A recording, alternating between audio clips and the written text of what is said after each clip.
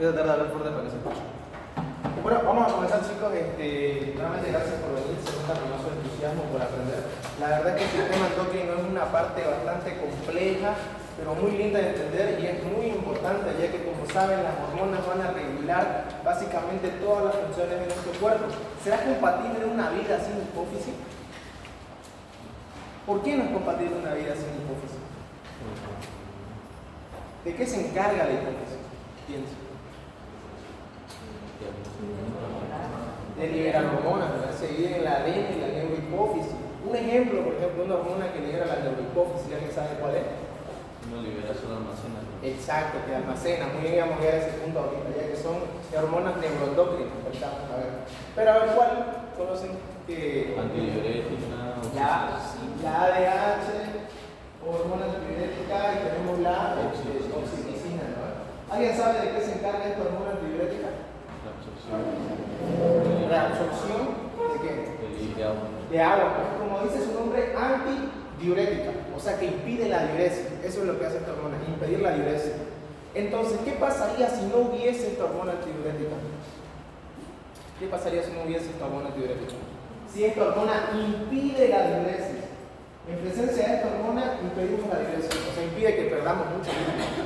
¿Qué creen ustedes que pasaría si no tuviéramos esta hormona antidiurética? Deshidratación.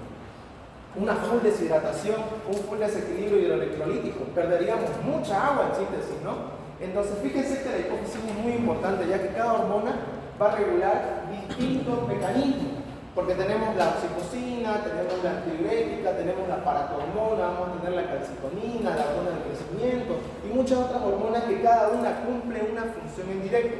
Entonces, una vida sin hormonas es una vida incompatible. No puede existir una vida sin la regulación de estos mensajeros químicos. Estos mensajeros químicos que vamos a ver en el día de hoy, vamos a analizar todo el sistema endocrino, las generalidades, y vamos a tratar de avanzar un poco de qué hace cada hormona. ¿Ok? Para esto necesitar que estén a full, y me agrada mucho que hayan venido presencialmente, ya que este tema es un poco complicadito de entender, mas no es imposible. Y es muy, la verdad, pero muy interesante, ya que van a aprender muchas cosas acá. ¿Ok? Comencemos. Entonces, primeramente el sistema endocrino va a ser encargado de regular todas las funciones del cuerpo, encargado de que todas las funciones de nuestro cuerpo funcionen al pelo, correctamente. Porque vamos a ver en este tema los tipos de hormonas, los órganos del sistema endocrino. ¿Alguien sabe algún órgano que produzca hormonas? Muy bien, páncreas, órganos del sistema endocrino, muy bien. El páncreas, no es que se divide, aquí tenemos el páncreas.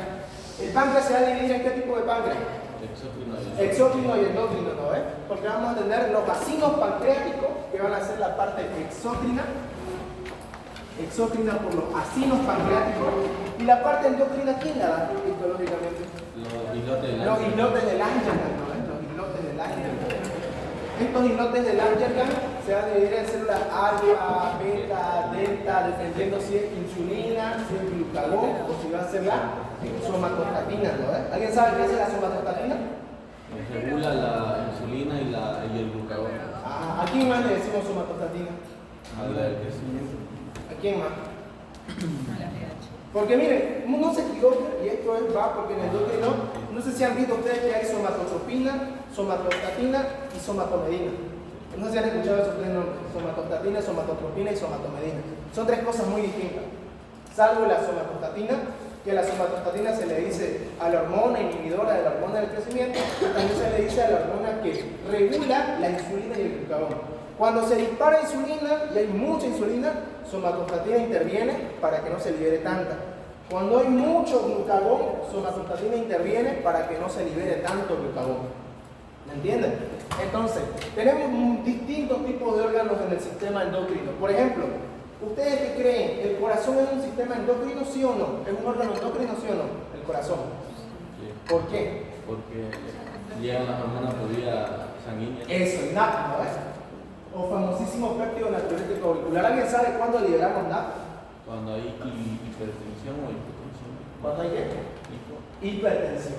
Para bajar la presión. Ya, ¿qué más? Pero específicamente, ¿cuándo liberamos NAP?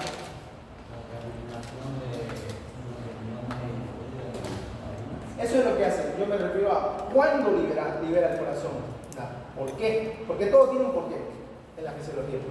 Esto pasa cuando las aurículas, sobre todo la aurícula derecha, se dilatan. ¿Y por qué se dilata una aurícula derecha? ¿Por qué creen que se dilata una aurícula derecha?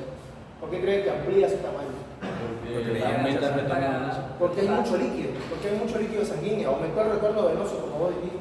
Entonces, como la aurícula, aquí tenemos el corazón, ¿no? Va a estar dividido en la aurícula derecha y la aurícula izquierda.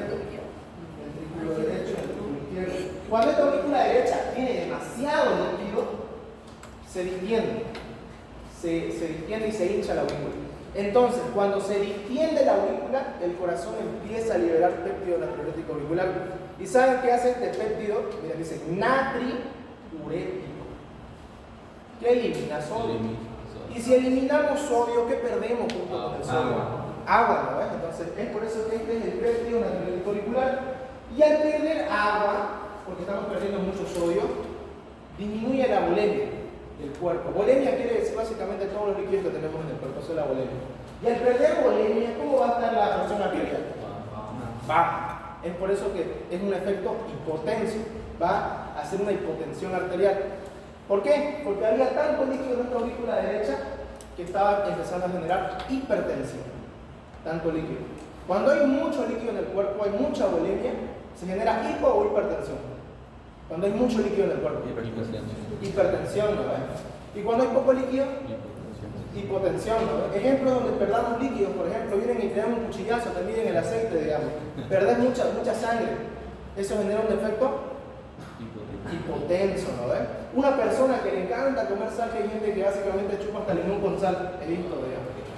Hay gente que le gusta. Al consumir tanto sodio, ¿qué retiene por dentro? Agua, ¿no? Y eso generaría una hipertensión arterial. Es por eso que a las personas hipertensas le dicen cuiden su consumo de sodio, ¿me entienden? Entonces, cuando hay mucho sodio y cuando hay mucha agua y se empieza a dilatar la aurícula derecha, se empieza a liberar este péptido natriurético auricular y empieza a salir el agua, uno empieza a aumentar la ingreso. ¿Ok? Entonces, fíjense que tenemos distintos tipos de órganos en el sistema endocrino: el intestino delgado, en el estómago, tenemos en el corazón, vamos a tener en el páncreas, como dijimos, en distintas partes que vamos a ir viendo. ¿Ok? Vamos a ver las estructuras químicas. Bueno, las principales hormonas que ahora vamos a analizar más adelante. ¿Será importante saber su estructura química de una hormona? ¿Por qué? Ya, muy bien, buen punto. Para los receptores. Muy bien, para los receptores. ¿Para qué más? Para poder sintetizar.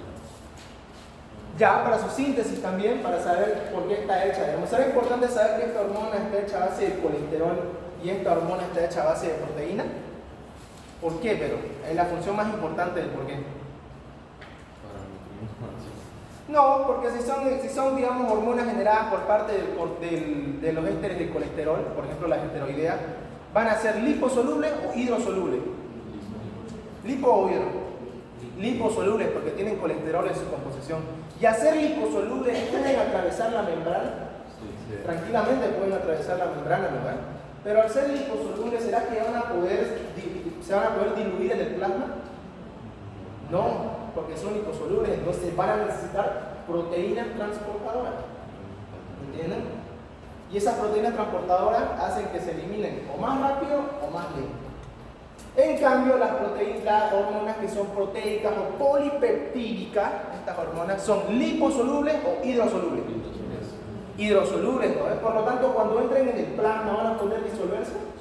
Completamente se pueden disolver y pueden ejercer sus efectos tranquilamente sin la necesidad de una proteína transportadora. ¿Se entiende?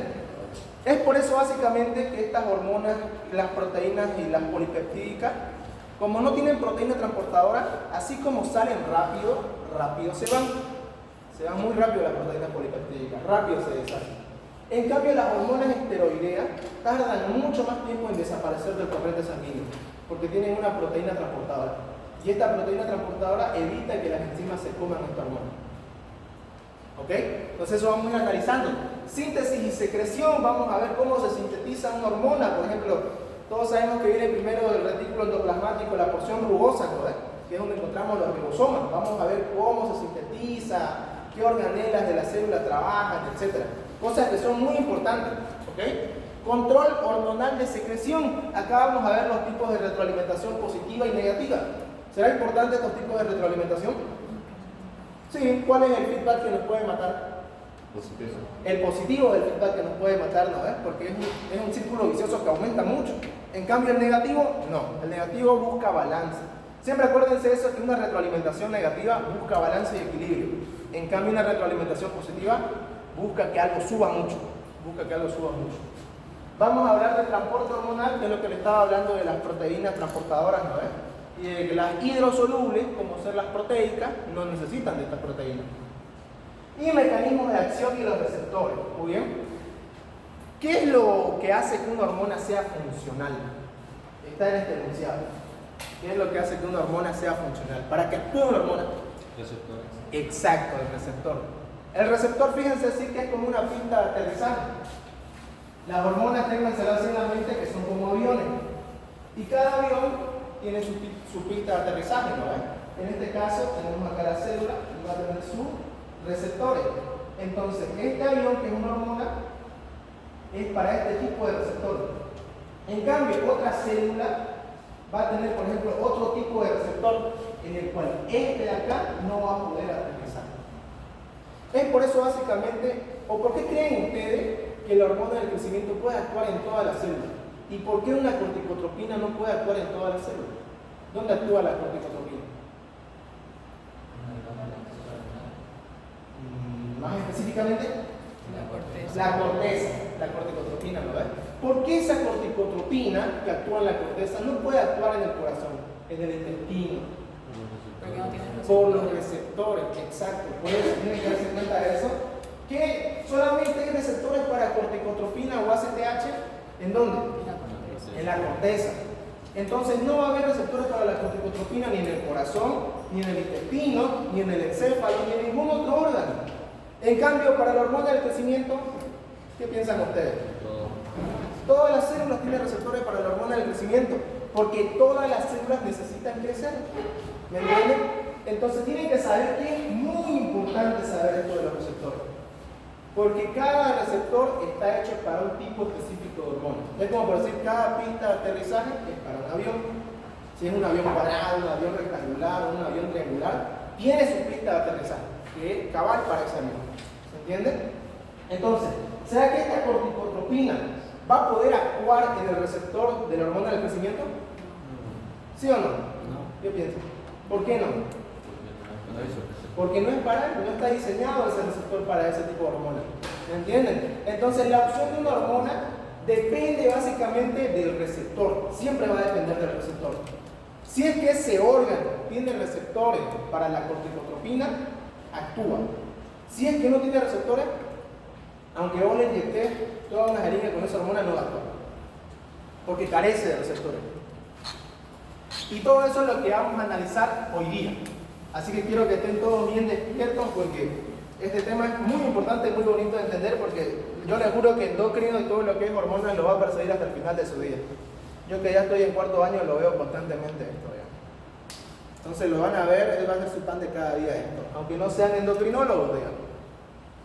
Acá tenemos básicamente que el sistema nervioso se va a encargar de la comunicación interna. Fíjense que el sistema nervioso, a comparación del sistema endocrino, este va a ser de rápida y corta duración.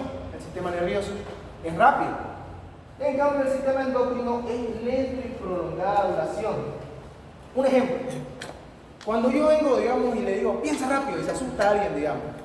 La presión arterial y la frecuencia cardíaca tarda 10 minutos en elevarse o es al toque. Es al toque, ¿no? Vos lo asustás a tu compañero, ¡pégale! Haciendo, ¿no? Y inmediatamente se asusta y vos le sentís la frecuencia cardíaca y se eleva, ¿no? ¿Esto por qué pasó? Porque a nivel nervioso se empezó a liberar adrenalina y noradrenalina, esto habla a nivel nervioso, o sea, en el sistema nervioso, y estos mensajeros químicos actúan mucho más rápido. Todo lo que es sistema nervioso actúa mucho más rápido. En cambio, el sistema endocrino es mucho más lento. Por ejemplo, ¿será que si tu cuerpo libera hormona del crecimiento ahorita crece? ¿Qué piensan? ¿Sí o no? No, ¿saben por qué? Porque estas hormonas tienen su tiempo para poder actuar, pero su efecto es de larga duración. ¿Será que si creces hoy día, mañana decrecer? ¿O pasado mañana perder el tamaño que creciste? Entonces es de prolongada duración. ¿Será que si yo te asusto ahorita, digamos, tu frecuencia cardíaca va a estar elevada hasta la noche? ¿Sí o no? ¿Será que si yo la asusto a ella todo el día va a estar asustada? Entonces, ¿de qué sería? De corta duración. Tienen que entender eso. Nervioso y endocrino son papeles muy distintos. Nervioso es para una acción rápida, para algo que necesitas ya. Endocrino es para una función a largo plazo. Endocrino. ¿Ok? ¿Y será que ambos trabajan en conjunto para lograr cosas? Sí. Sí. ¿Alguien me puede dar un ejemplo de cómo trabajan en conjunto ambos?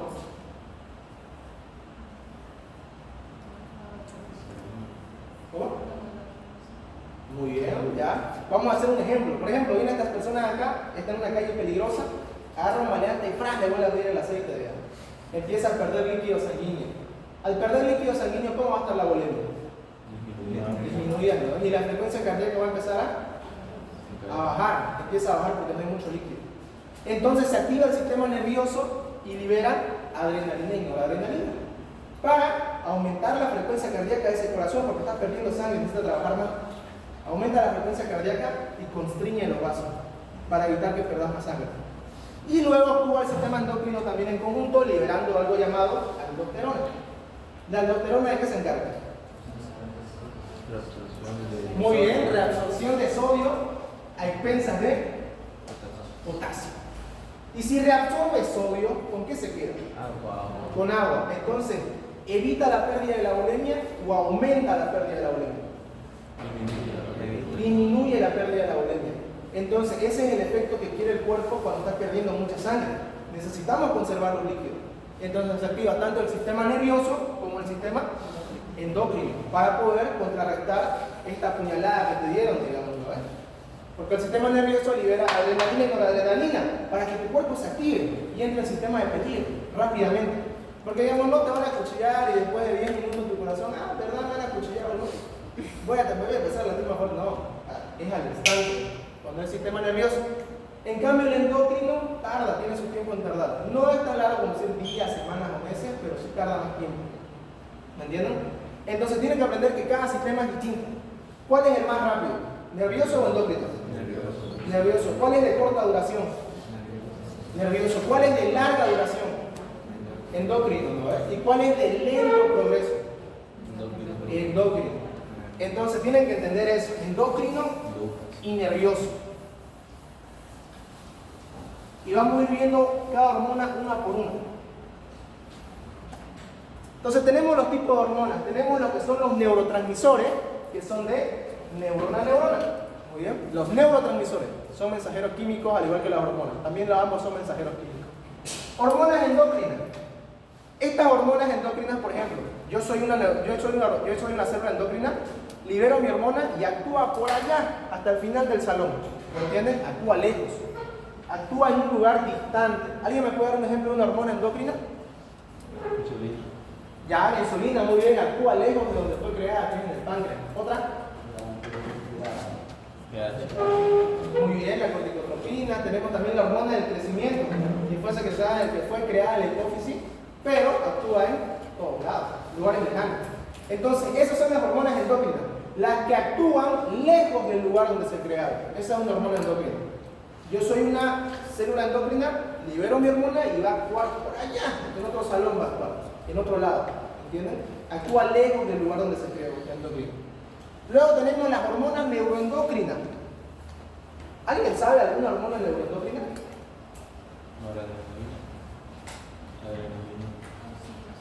Eso, oxitocina y ACTH. Ahora me van a preguntar por qué es una hormona neuroendocrina. Ahora aquí van a apreciar.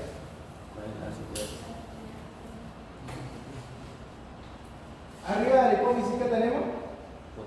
El hipotálamo, ¿verdad? Y acá vamos a tener la adeno y la neuro.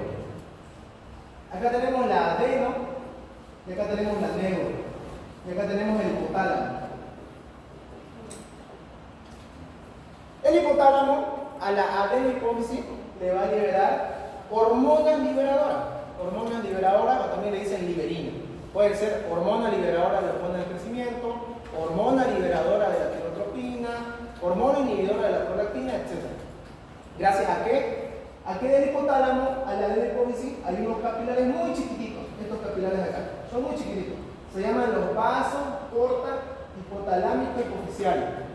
Gracias a estos vasos de acá, a estos vasos hipotalámico hipofisiario, es que las hormonas del hipotálamo, que son estas hormonas liberadoras, que están de azul, pueden viajar a la adenohipófisis.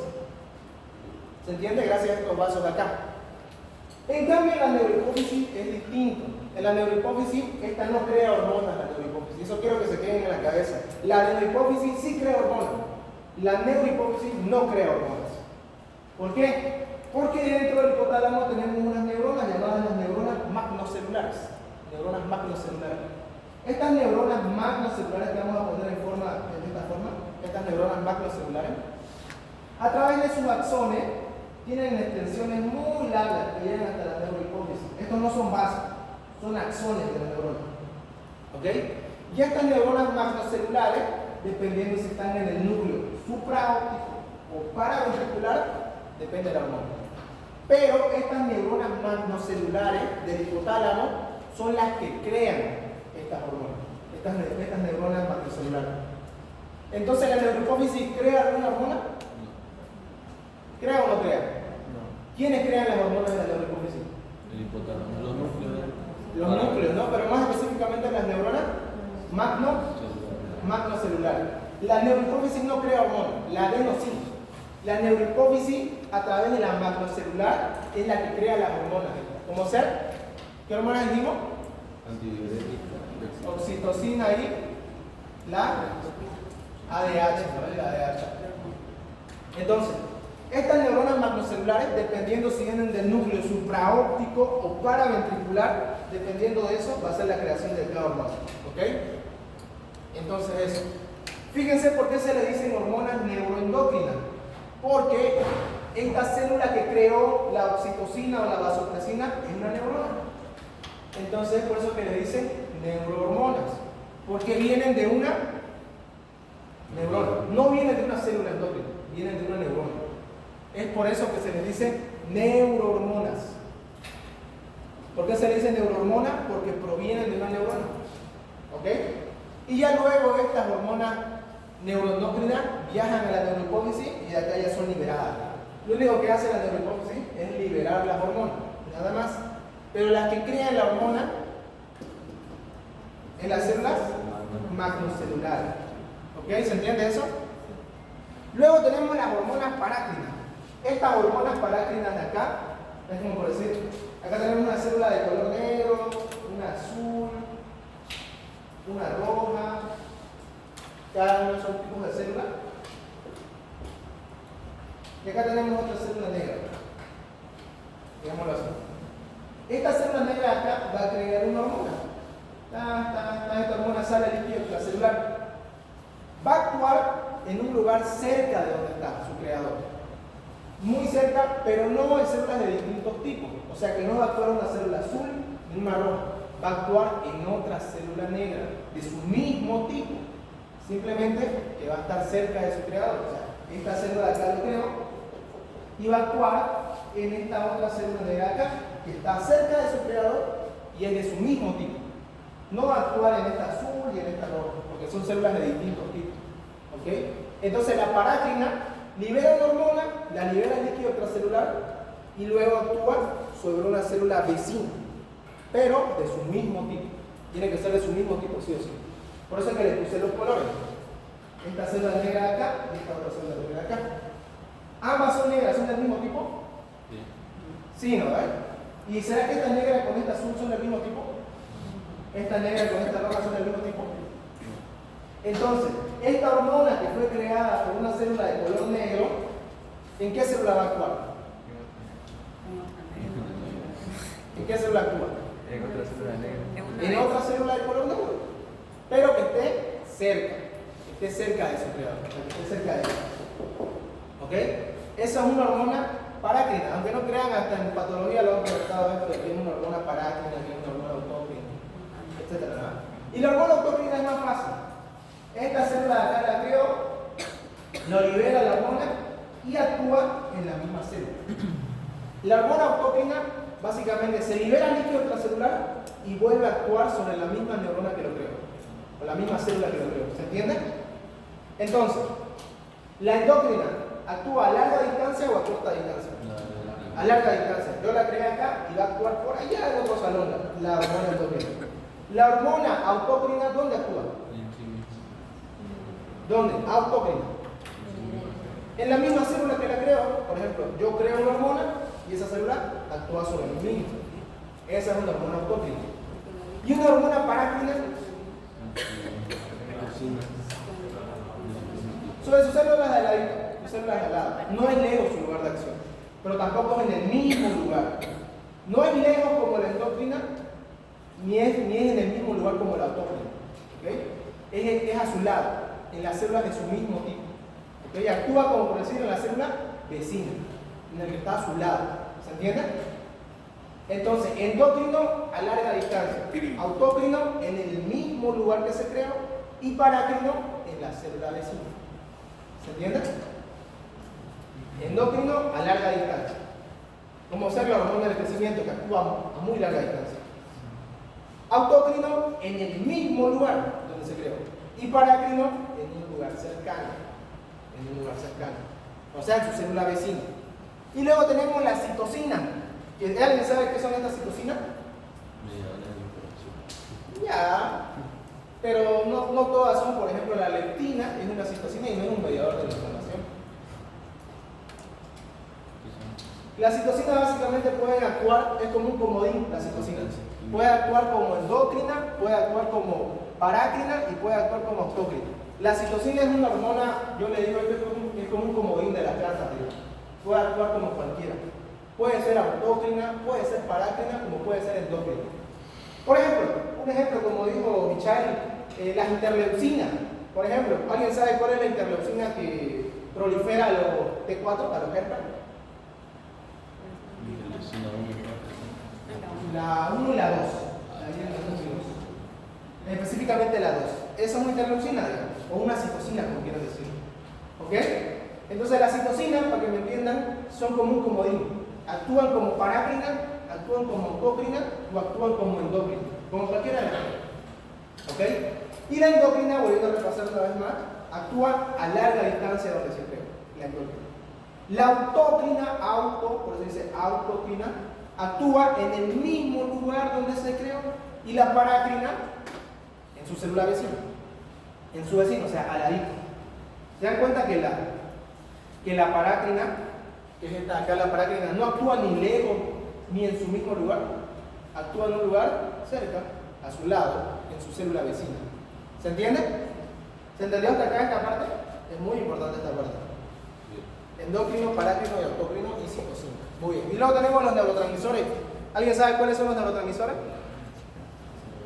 Ustedes que ya pasaron nerviosos en esta racha. GABA, acetilcolina, adrenalina, noradrenalina, tenemos también el glutamato, muchos neurotransmisores, ¿no? Ya que tenemos los órganos del sistema endocrino, ¿alguien sabe qué hormonas libera la paratiroides? Y esto me salió en mi examen final de mí, me acuerdo, el año pasado. Paratormona. Muy bien, ¿qué hace la paratormona? Eleva los niveles De calcio, muy bien. ¿En dónde? En la sangre, muy bien. La paratiroide libera la paratormona. Esta paratormona, ¿qué hace? Eleva los niveles de calcio en sangre. Eleva los niveles de calcio en sangre. ¿Y cuál es su contraparte de la paratormona? Porque eso a mí me salió en el examen el año pasado. La calcitonina. ¿Y esta calcitonina de qué se encarga? De disminuir los niveles de calcio en sangre. ¿Alguien sabe cómo disminuye los niveles de calcio en sangre?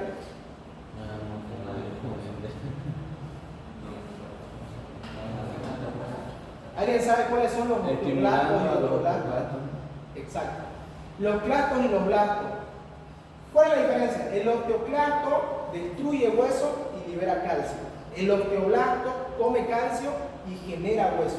Para que me entiendan. El osteoblasto va a comer calcio y va a generar nuevo hueso. El osteoblasto es una célula que construye.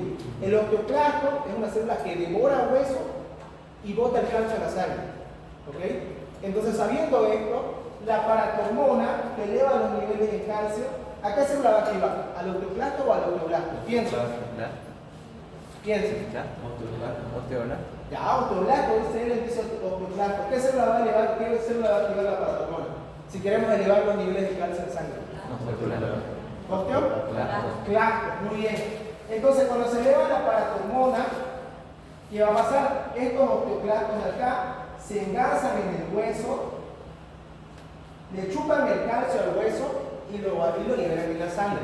De esta forma actúa la paratormona. Y la calcitonina que disminuye el calcio en sangre, ¿a qué se va a activar? ¿Al osteoclasto o al osteoblasto? Osteoblasto.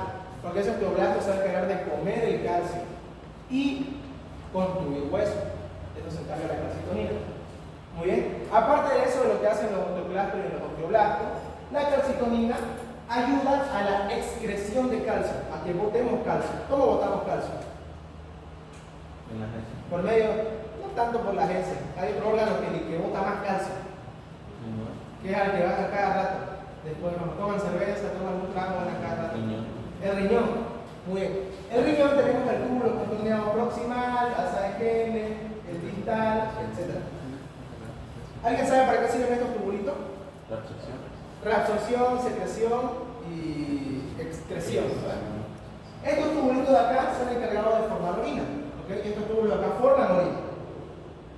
En toda esta formación de orina se pueden reabsorber y volver al torrente sanguíneo, o se pueden secretar e irse a la orina. Cualquiera de las dos. ¿Okay? Entonces, cuando están viendo acá la orina formada, ¿qué hacen los niveles, por ejemplo, de calcitonina? Que bajan el nivel de calcio en sangre. Impiden la reabsorción de calcio. Impiden que el calcio vuelva a la circulación. Eso es lo que hace la calcitonina. Aparte de su función en el hueso, impide la reabsorción a nivel renal de calcio. Y si no hay reabsorción a nivel renal de calcio, ¿en la orina vamos a tener calcio, sí o no? ¿Sí o no? No, no solo Micha participa. Si evitamos la reabsorción otra vez a la sangre de calcio, ¿será que en la orina vamos a tener calcio? Sí, allá dicen no. Piensen, vamos, fisiología para pensar, no solamente sentarse y calentar el asiento. Si estamos, digamos, impidiendo la reabsorción, o sea, impedimos que el calcio retorne a la sangre, estamos impidiendo que este calcio que está viniendo acá retorne a la sangre y siga en los túbulos, en la orina vamos a encontrar calcio, en la abundancia, ¿sí o no? Sí, pensando la cosa, ¿no? Es por eso que fisiología no es para el que más se sabe de memoria, sino para el que más razona. ¿Ok? Porque muchas cosas no las tienen que aprender de memoria, sino razonando. ¿Ok? Y la paratormona hace el efecto opuesto.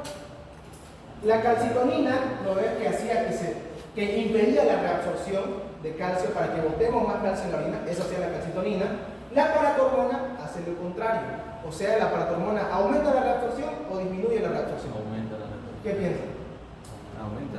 Si la calcitonina disminuye la reabsorción para que orinemos más calcio, ¿la paratormona qué hace? ¿Aumenta qué cosa? La reabsorción. La reabsorción.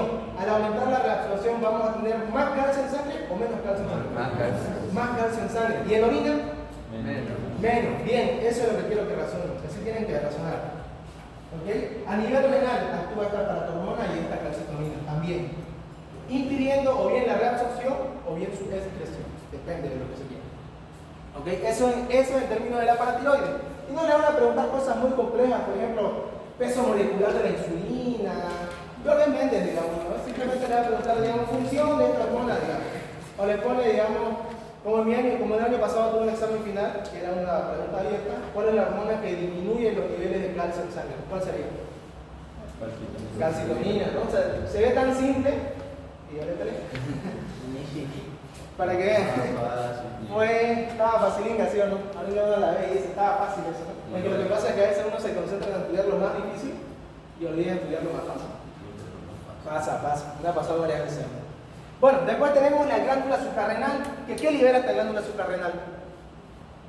Si hablamos de la corteza. Aldosterona ahí. Glucocorticoide. ¿Cómo se llama? Tenemos otro nombre. Mineralocorticoide y glucocorticoide. ¿Saben por qué se le dice mineralo y gluco? ¿Por qué? ¿Por qué se le dice mineralocorticoide a uno, como es la aldosterona? ¿Y por qué se le dice glucocorticoide al otro, que es el cortisol? Exacto, porque absorbe los minerales. Por eso se dice mineralocorticoide, por los minerales que absorben. Vamos otra vez a la acción del túbulo. Yo sé que no he llevado a renal, así que presten un poquito de atención, les voy a explicar lo más sencillo posible que hacen estos túbulos. Estos túbulos que tenemos en el riñón forman la orina, para que me entiendan, forman la orina.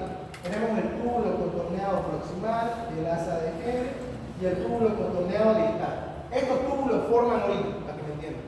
Ayudan a formar la orina. ¿Ok? Y la orina cuando se va formando, o bien se va reabsorbiendo para volver al torrente sanguíneo, el mineral, o bien se bota al túbulo para que se vaya con la orina. Eso se le llama reabsorber, que es cuando te quedas con los minerales en la sangre, y secretar, que es cuando botas, ¿se entiende? Entonces, voy a explicar. Estos túbulos de acá, que están en el riñón, túbulo contorneado proximal, asa de Henle, distal, ¿qué forman? ¿Qué forman estos túbulos? La orina. La orina, muy bien. Cuando nosotros filtramos en el riñón, básicamente filtramos todo el sodio. ¿Y será correcto perder todo el sodio?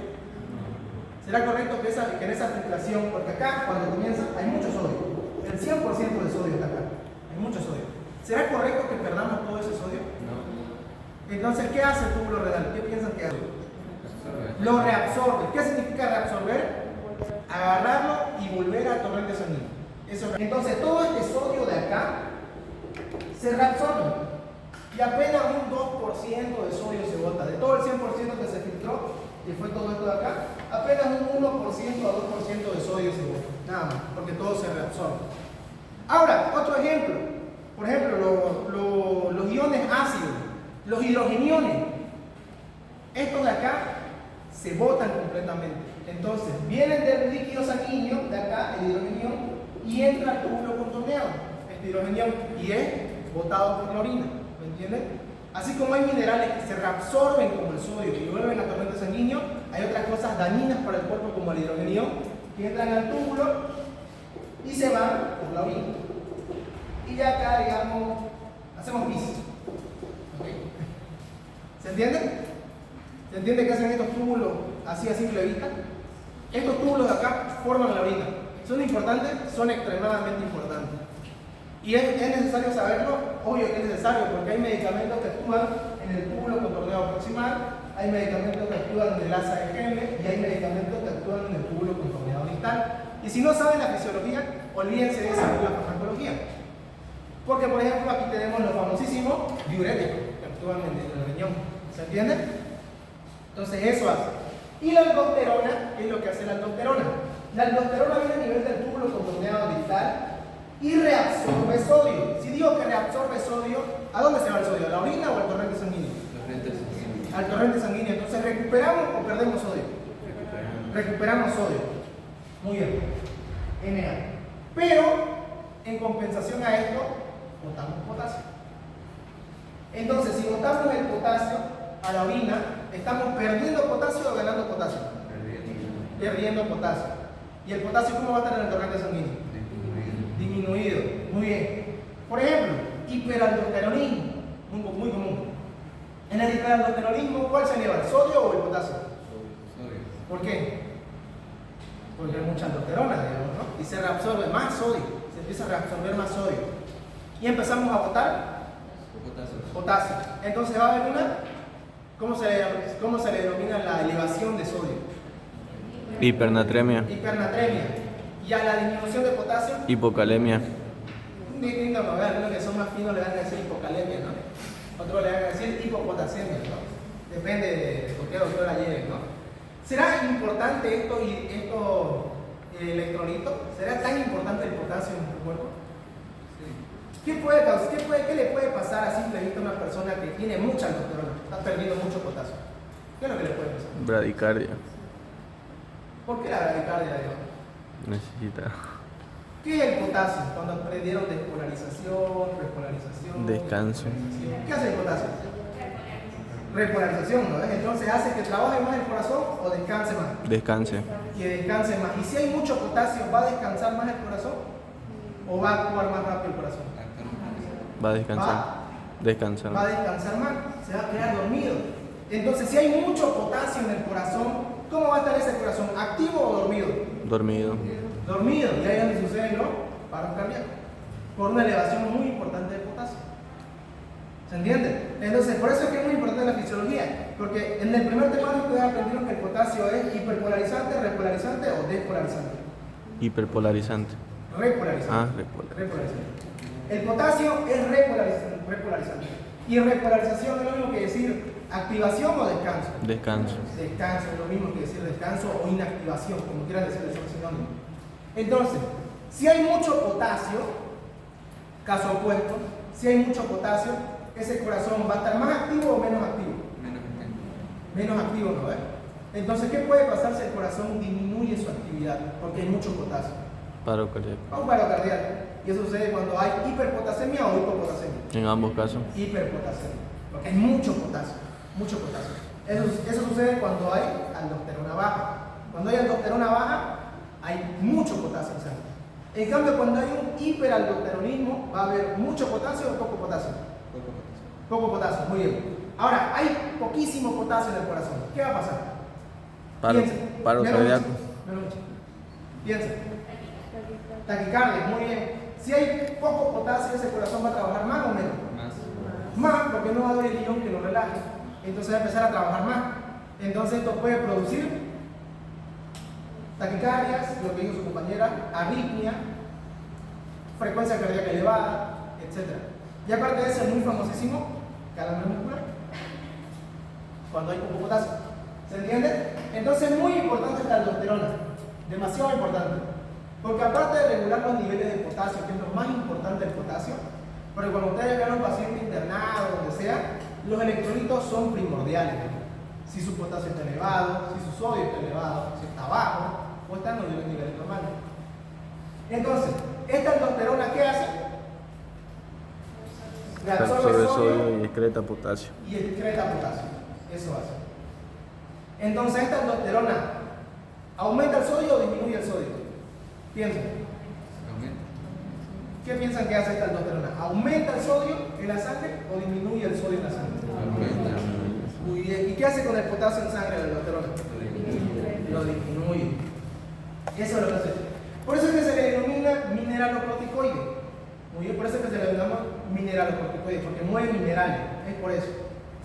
Y el otro, por su otra parte, el cortisol. ¿Alguien sabe qué es el cortisol? Un glucocorticoide. Muy bien, pero ¿por qué se le dice glucocorticoide? No me acuerdo. ¿Nunca han visto estas personas ustedes que dicen a su papá, no me hagas renegar que se me sube el azúcar? ¿Nunca les ha pasado que uno de sus padres le dice, no me hagas renegar que se me sube el azúcar? Dicen. ¿Nunca les ha pasado? Bueno, a mí me ha pasado constantemente porque mi papá tiene diabetes. ¿Qué es lo que pasa con el glucocorticoide? Este glucocorticoide hace que todo el glucógeno del hígado pase a torrente sanguíneo. Este glucocorticoide, que es el cortisol, es una hormona del estrés. Cuando uno está estresado, se libera el cortisol. ¿Y qué hace este cortisol? Hace que haya glucosa en sangre. ¿Y si hay glucosa en sangre, vamos a tener energía, sí o no? ¿Sí hay glucosa en sangre? ¿Vamos a tener energía, sí o no? Sí. Claro, vamos a tener disponibilidad de glucosa para ser usada. Eso es lo que hace el corticoide. El corticoide es la hormona del estrés. Y sin el corticoide, sin este glucocorticoide, no viviríamos tampoco, sin el cortisol. ¿Por qué? Porque uno se levanta en la mañana y dice, ay, tengo que ir a la clase de fisiología, y después tengo que ir a recoger a mi hermanito, y después tengo que ir a cocinar a mi casa, y después tengo que hacer mi tarea y tengo que estudiar fármacos, etc. Entonces uno se estresa. Y cuando uno se estresa por todas esas acciones, empieza a liberar cortisol. ¿Y este cortisol eleva la glucosa en sangre o la disminuye? Eleva. La eleva la glucosa en sangre. Y esa glucosa predispone a que tengas más energía o menos energía. Más energía. Más energía, porque va a haber más glucosa para tu cuerpo. Eso es lo que hace el cortisol en situaciones fisiológicas, es lo que queremos. Ahora, en las situaciones patológicas, cuando hay mucho cortisol, estas personas no pueden dormir bien porque tienen mucha glucosa en sangre, tienen mucha energía. Aparte de eso, el cortisol también predispone a la diabetes. Porque al haber tanta glucosa en sangre, llega un punto donde la insulina no puede con toda esa glucosa y empieza a haber la diabetes suprarrenal, que es una diabetes producida por un exceso de cortisol. ¿Se entiende? Es por eso básicamente. Pero este cortisol es muy importante, por eso que se dice que en la fisiología y en todos los aspectos de la vida, el aumento de algo es malo y la ausencia causa el mismo efecto. ¿Que algo? Una pregunta, ¿el aumento de cortisol por parte de la glándula suprarrenal es similar al del páncreas? Cortisol por el páncreas, la páncreas no lleva cortisol. No, tiene, pero controla la insulina para la parte de la glucosa. Ah, ¿te referías al papel del glucocorticoide con la insulina? Ah, ya. Lo que pasa es que cuando la corteza suprarrenal libera cortisol, ¿aumenta o disminuye los niveles de glicemia? Aumentan, ¿no ves? ¿Y qué hormona sale en respuesta a este aumento de la glicemia? La insulina. La insulina. Y es por eso que hace un pico de insulina también esa persona. Pero llega un punto donde esta insulina no puede meter toda esa glucosa que liberó el cortisol. Y ahí es donde sucede la diabetes. ¿Por qué? ¿Por qué pasa la diabetes? Porque los tejidos pierden la sensibilidad a la insulina. Ya no son sensibles a la insulina los tejidos. ¿Y esto por qué pasa? Porque has usado mucha insulina en tus tejidos. Cuando tu cuerpo utiliza mucha insulina en tus tejidos, llega un punto donde los tejidos se vuelven insensibles a la insulina. Cuando un tejido es insensible a la insulina, surge la diabetes. ¿Ok? ¿Se entendió? Entonces eso es lo que hace el cortisol y la aldosterona. ¿Cuál es el mineralocorticoide? El mineral. Aldosterona. ¿Cuál es el gluco? Cortisol. Cortisol. ¿Cuál es la hormona que reabsorbe sodio a expensas de potasio? Aldosterona. ¿Cuál es la hormona que se encarga de elevar la glicemia? Cortisol. Cortisol, muy bien. Cortisol y glucagón. Sí, eso es lo que se le denomina las hormonas que son que hacen efectos similares. Tanto el cortisol como el glucagón, ambos elevan la glicemia. Y hacen básicamente, ¿saben para qué sirven estas hormonas? Porque, por ejemplo, yo desayuno a las 8 de la mañana y vuelvo a comer a las 12 del mediodía o a las 2 de la tarde. ¿Será que en ese transcurso de 8 a 2 de la tarde mi cuerpo necesita glucosa? Sí. Sí, necesita glucosa para poder funcionar. Pero yo comí a las 8 de la mañana. A las 10 de la mañana ya desapareció toda la glucosa de mi comida. 10, 11 de la mañana. ¿Será que en esas 3 horas puedo funcionar sin glucosa? ¿Sí o no? Se apaga el equipo. Empieza a haber hipoglicemia. ¿Y qué hormona empieza a actuar para que se eleven los niveles de azúcar? Cortisol, y lo que dijo Micha, que es el glucagón. ¿Se entiende? Entonces estas hormonas fisiológicamente se encargan de que nunca le falte glucosa a su cuerpo. ¿Y será importante que no le falte glucosa al cuerpo? Sí. No tanto, porque podemos usar los ácidos grasos. ¿Quién es el órgano que sufre más cuando no hay glucosa? Los músculos y el hígado. Ah, no, el cerebro. El cerebro, muy bien. Siempre acuérdense esto, que todas las células pueden usar ácidos grasos en reemplazo. Pueden usar ácidos grasos como fuente de energía. Si no hay glucosa, ojo, si no hay glucosa, pueden usar ácidos grasos. Todos excepto el encéfalo. Cuando no hay glucosa, el órgano que más sufre es el encéfalo. Es por eso que hay estos shocks o las personas que tienen la glicemia baja se desmayan. No sé si han visto ustedes que las personas que tienen azúcar bajo se suelen desmayar a veces. ¿Esto por qué pasa? Porque le faltó glucosa al cerebro. Y si le falta glucosa al cerebro no hay con qué carbure, digamos, ¿no? Entonces, ¿qué empieza a pasar? Un desmayito, digamos, ¿no? Y le dicen, toma una Coca-Cola para la presión. Se le reinició el Windows. Y le dan una Coca-Colita, ¿no? Para que suba su azúcar. O una pastillita, digamos, etcétera, ¿no? Algo que le suba el azúcar rápido. ¿Se entiende? Entonces, es por eso este efecto importante. Ahora, hay personas, por ejemplo, que hacen ayunos muy largos. Personas que quieren bajar de peso, o personas que de plano no comen nada porque no les da hambre. Es una charla muy interesante esa parte. En la siguiente clase lo vamos a ver más a detalle. Ustedes no sé si sabían que la insulina engorda. La insulina es el causante de choncito. Si no hubiera insulina, todos salíamos delgados. Bueno, luego tenemos el páncreas. ¿Qué libera el páncreas? Esto es más fácil. Insulina y Glucagón y ¿qué más? somatostatina. ¿Qué más? Polipéptido pancreático. Pero ¿saben qué me he dado cuenta leyendo el gaito?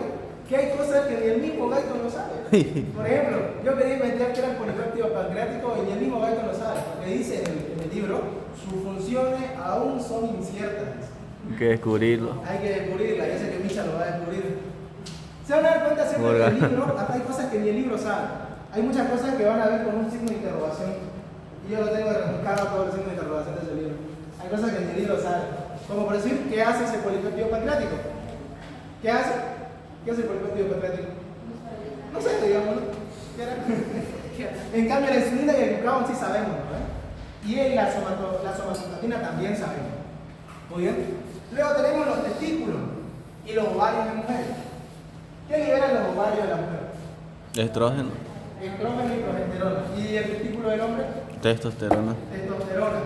La testosterona y la progesterona, perdón, el estrógeno, son las hormonas que causan los caracteres secundarios masculino y femenino. ¿Cuál es el carácter secundario masculino del hombre? Si hablamos de testosterona. Caracteres secundarios. Los primarios son las sexuales, que son reproductivas. El secundario es otra cosa. La voz. Muy bien, la voz. ¿Qué más le cambia a un hombre cuando empieza a crecer? El físico igual. El físico, ¿no? Vale. Empiezan a ser más robustos, empiezan a ensancharse las espaldas, ¿no? ¿Qué más? Caracteres secundarios sexuales del hombre. Secundarios del hombre. Los bigotes, la Los voz. bigotes, el vello facial, ¿qué más? El vello púbico, ¿cuándo le crece? Depende. Eso es lo que hace la testosterona. Eso es lo que hace la testosterona. Caracteres secundarios o principales. Secundaria. Secundarios sexuales. Eso es lo que hace la testo. Aumenta el grosor de la voz, te hace básicamente más bigotudo, tenés más vello, se empiezan a ensanchar tus hombros, etcétera, ¿no? Y también, no sé si saben ustedes que la testosterona también influye en el comportamiento de la persona. No sé si han escuchado esa crisis de los 16 años cuando somos rebeldes, ¿no? Y todo queremos hacer, nos queremos ir de la casa. Inquieta, ¿no? Yo pasé por ese ciclo. Pero pasa, ¿no? Algunos adolescentes que cuando llegan a los 16, 17 años no quieren dejarse matar por nadie, creen que lo pueden hacer todo, etcétera, ¿no? Esto porque ¿por qué pasa? Porque estos adolescentes están con un pico de testosterona y esto los vuelve en algunas ocasiones más agresivos, con un comportamiento más independiente, porque la testosterona no solamente ayuda con esos caracteres, el crecimiento del vello púbico, ayuda también con el carácter emocional del hombre, ¿ok? Porque estas personas con testosterona alta, y esto he visto, porque he visto casos de hasta deportistas que se pinchan testosterona sintética, son más agresivos, son personas muy agresivas, que vos les haces algo y ya empiezan a querer pelear, porque tienen la testosterona alta. En cambio, personas que tienen la testosterona baja, son tranquilos, pasivos, tranquilos, digamos. ¿Por qué creen ustedes que a los animalitos se los escapan? Les cortan los huevitos, por así decirlo. ¿Por qué? ¿Cuándo se lo escapa a un animal? ¿Alguien que sepa? Cuando anda muy arrecho. También, ¿no ves? Por ejemplo, los gatos, ¿no ves? Cuando los gatos machitos, ¿no ves? Se suelen ir a las calles, paran por el techo, andan cogiendo gatas, ¿no ves? Etcétera, ¿no ves? Son revoltosos esos gatos machos. Pero vos los capáis de cortar los testículos, ¿y qué pasa con ese gato después de eso? Se engorda también, digamos, pero ¿qué es lo más importante que pasa con ese gato? Ya no sale, es tranquilo, pasivo, es muy relajado ese gato que le escaparon el testículo, ¿no ves? Es lo mismo. Esta hormona de la testosterona, ténganse en su mente que no es solamente para tener vello púbico, no es solamente para la voz gruesa, no es solamente para el músculo, también es para todo lo que es el carácter emocional del hombre. Por ejemplo, una persona que no tiene testosterona es una persona tranquila, que vos lo empujás y dices, no, tranquilo, no pasa nada. No pasa nada, digamos, con esa persona. ¿Por qué? Muy relajado, porque no tiene testosterona. Y en cambio los estrógenos, ¿quién es el equivalente de la testosterona en mujeres? Estrógeno. Estrógeno. ¿Qué causan los estrógenos? Caracteres secundarios sexuales de la mujer. ¿Cuáles son? Caracteres secundarios. Las caderas, ensanchamiento de las caderas. Los hombres obviamente no vamos a tener caderas, ¿no? Porque ese es propio de las mujeres. Las caderas anchas, ¿qué más? ¿Aumento del tamaño de los senos o eso? Exacto, aumento del tamaño de los bustos. ¿Qué más? Empieza a influir en los caracteres emocionales de la mujer. También se hace. Entonces ténganse en cuenta se hace eso. bandida. Que una mujer, básicamente, queda la pinche. Una mujer básicamente ayuda a los caracteres secundarios sexuales de la mujer. El equivalente de la testosterona, ¿cuál es? El equivalente de la testo. El estrógeno. Entonces, ¿el ovario qué produce? El ovario. Estrógeno y Progesterona. progesterona. ¿Y el testículo? Testosterona. Testosterona. ¿Y para qué es la progesterona? Para la ovulación, bro. Para el ciclo ovárico. No, esa es esa otra cosa. Ciclo ovárico o sí. No, hay ayuda a la formación de las mamas y a la secreción de leche también, la progesterona. Ayuda a la formación del aparato mamario y también a la producción de leche, eso es la progesterona. No tiene un papel tan primordial la progesterona, más en el estrógeno, ¿no? Es por eso que estas mujeres que les da la menopausia pierden también esta habilidad de crear estrógenos y progesterona. Y es por eso que las mujeres que le dan la menopausia, no sé si han visto tal vez en su mamá, son un poco más tranquilas, algunas, no todas, digamos, ¿no? Y se cansan más también porque no hay este estrógeno y esta progesterona. Influye mucho, es por eso que deben visitar un ginecólogo las mujeres que entran en menopausia. Porque cuando entran en menopausia ya no producen ni estrógeno ni progesterona en la misma cantidad que producían antes de su menopausia. ¿Se entiende? Eso es muy importante, es muy bonito de conversar con nosotros. Testículos, páncreas, tiroides, ¿qué produce la tiroides? Tiroxina y calcitonina. Muy bien, la calcitonina, esa va a ser la pregunta. Tiroxina y tironina, T3 y la calcitonina. ¿Qué hace la calcitonina? Disminuye los niveles de calcio en sangre. Los niveles de calcio en sangre, ¿no? Y si disminuye los niveles de calcio en sangre, ¿aumenta su reabsorción o disminuye su reabsorción? Disminuye. Disminuye su reabsorción. Bien, ya están razonando, eso es bien. Y luego le copio. Hasta aquí ya hemos visto los órganos. Muy bien, acá vamos a tener las distintas hormonas. Y vamos a volver a este ejemplo acá.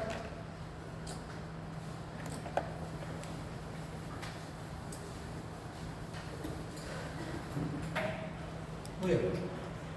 ¿Alguien sabe qué es una hormona liberina? Liberina. Una hormona que estimula.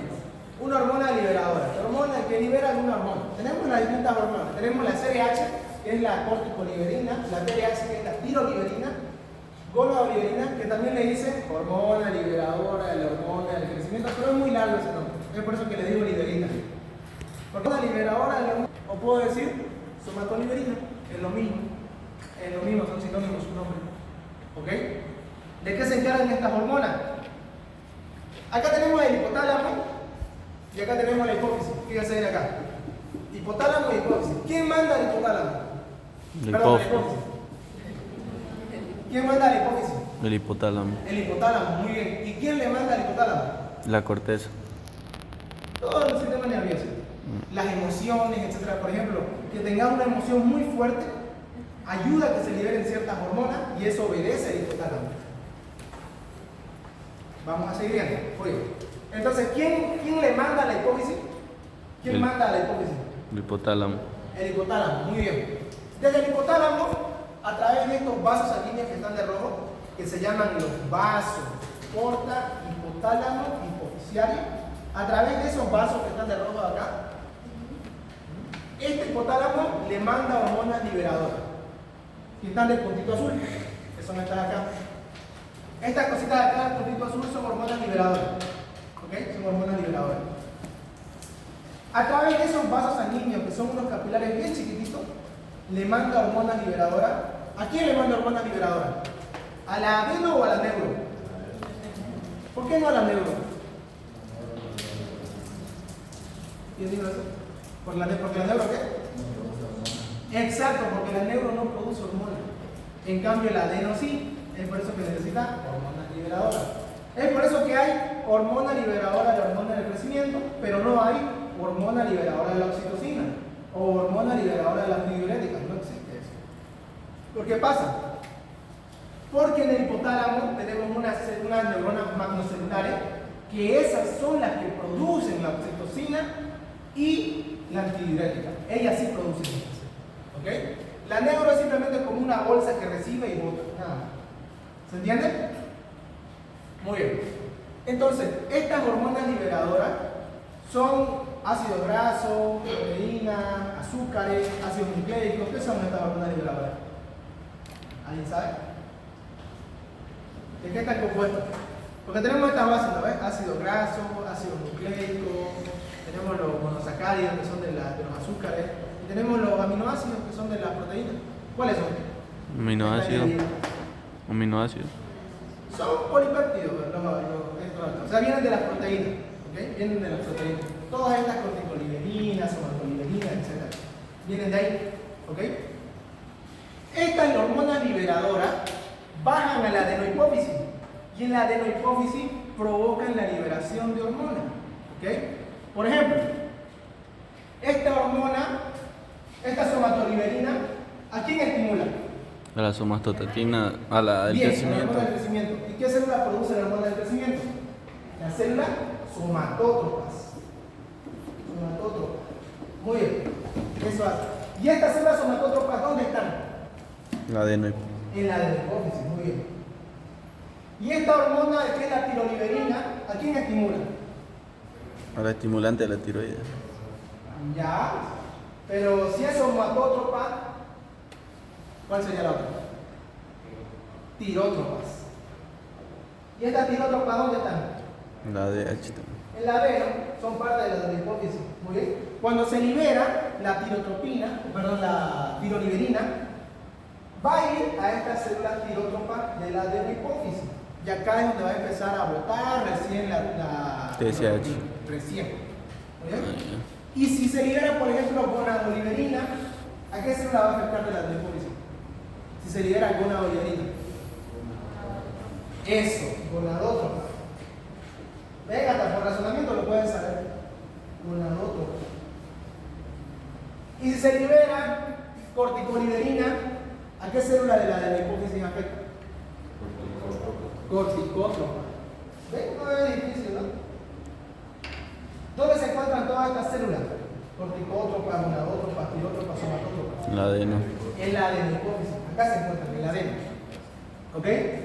Y recién cuando las liberinas actúan sobre estas células del adeno, recién estas células liberan o bien hormona del crecimiento, o bien liberan tirotropina, o bien liberan corticotropina, o bien liberan, ¿qué liberan en la gonadótropa? ¿Pero qué liberan? Estimulante de la Esta gonadótropa, ¿qué hormonas liberan? estimulante de la gonadotropina. ¿Qué liberan? Estas gonadoliberinas. La FSH. LH y la. FSH. Dios mío. Muy bien, ¿cómo se van a olvidar, chicos? Vamos. Creo que esto es economía. Sí, ya fue hace un año, pues también. Ya se olvidaron de Guito, ¿no? Ya, muy bien, es muy importante. ¿Para qué sirve esta LH y esta FSH?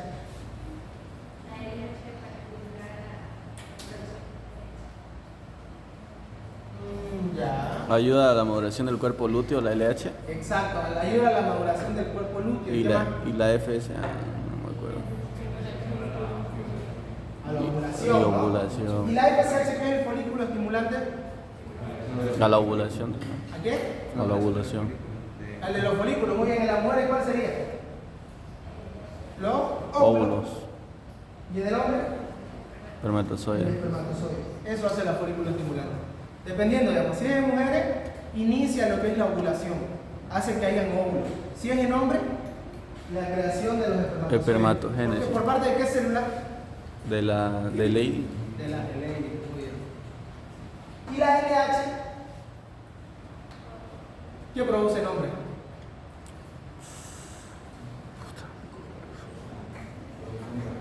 Testosterona, exacto.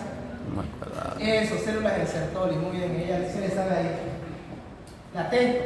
¿Y en mujeres?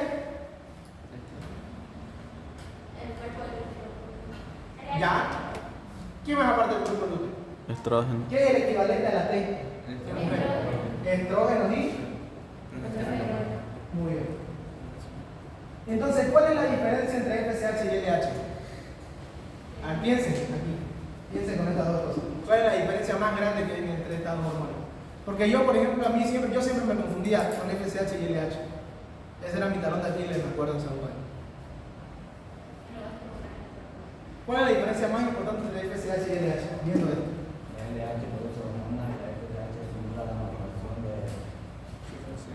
Buen punto. Para hacerlo más corto, yo le digo así, esto no está en el libro obviamente, la FSH es para la reproducción. Porque ¿para qué sirve este óvulo y este espermatozoide?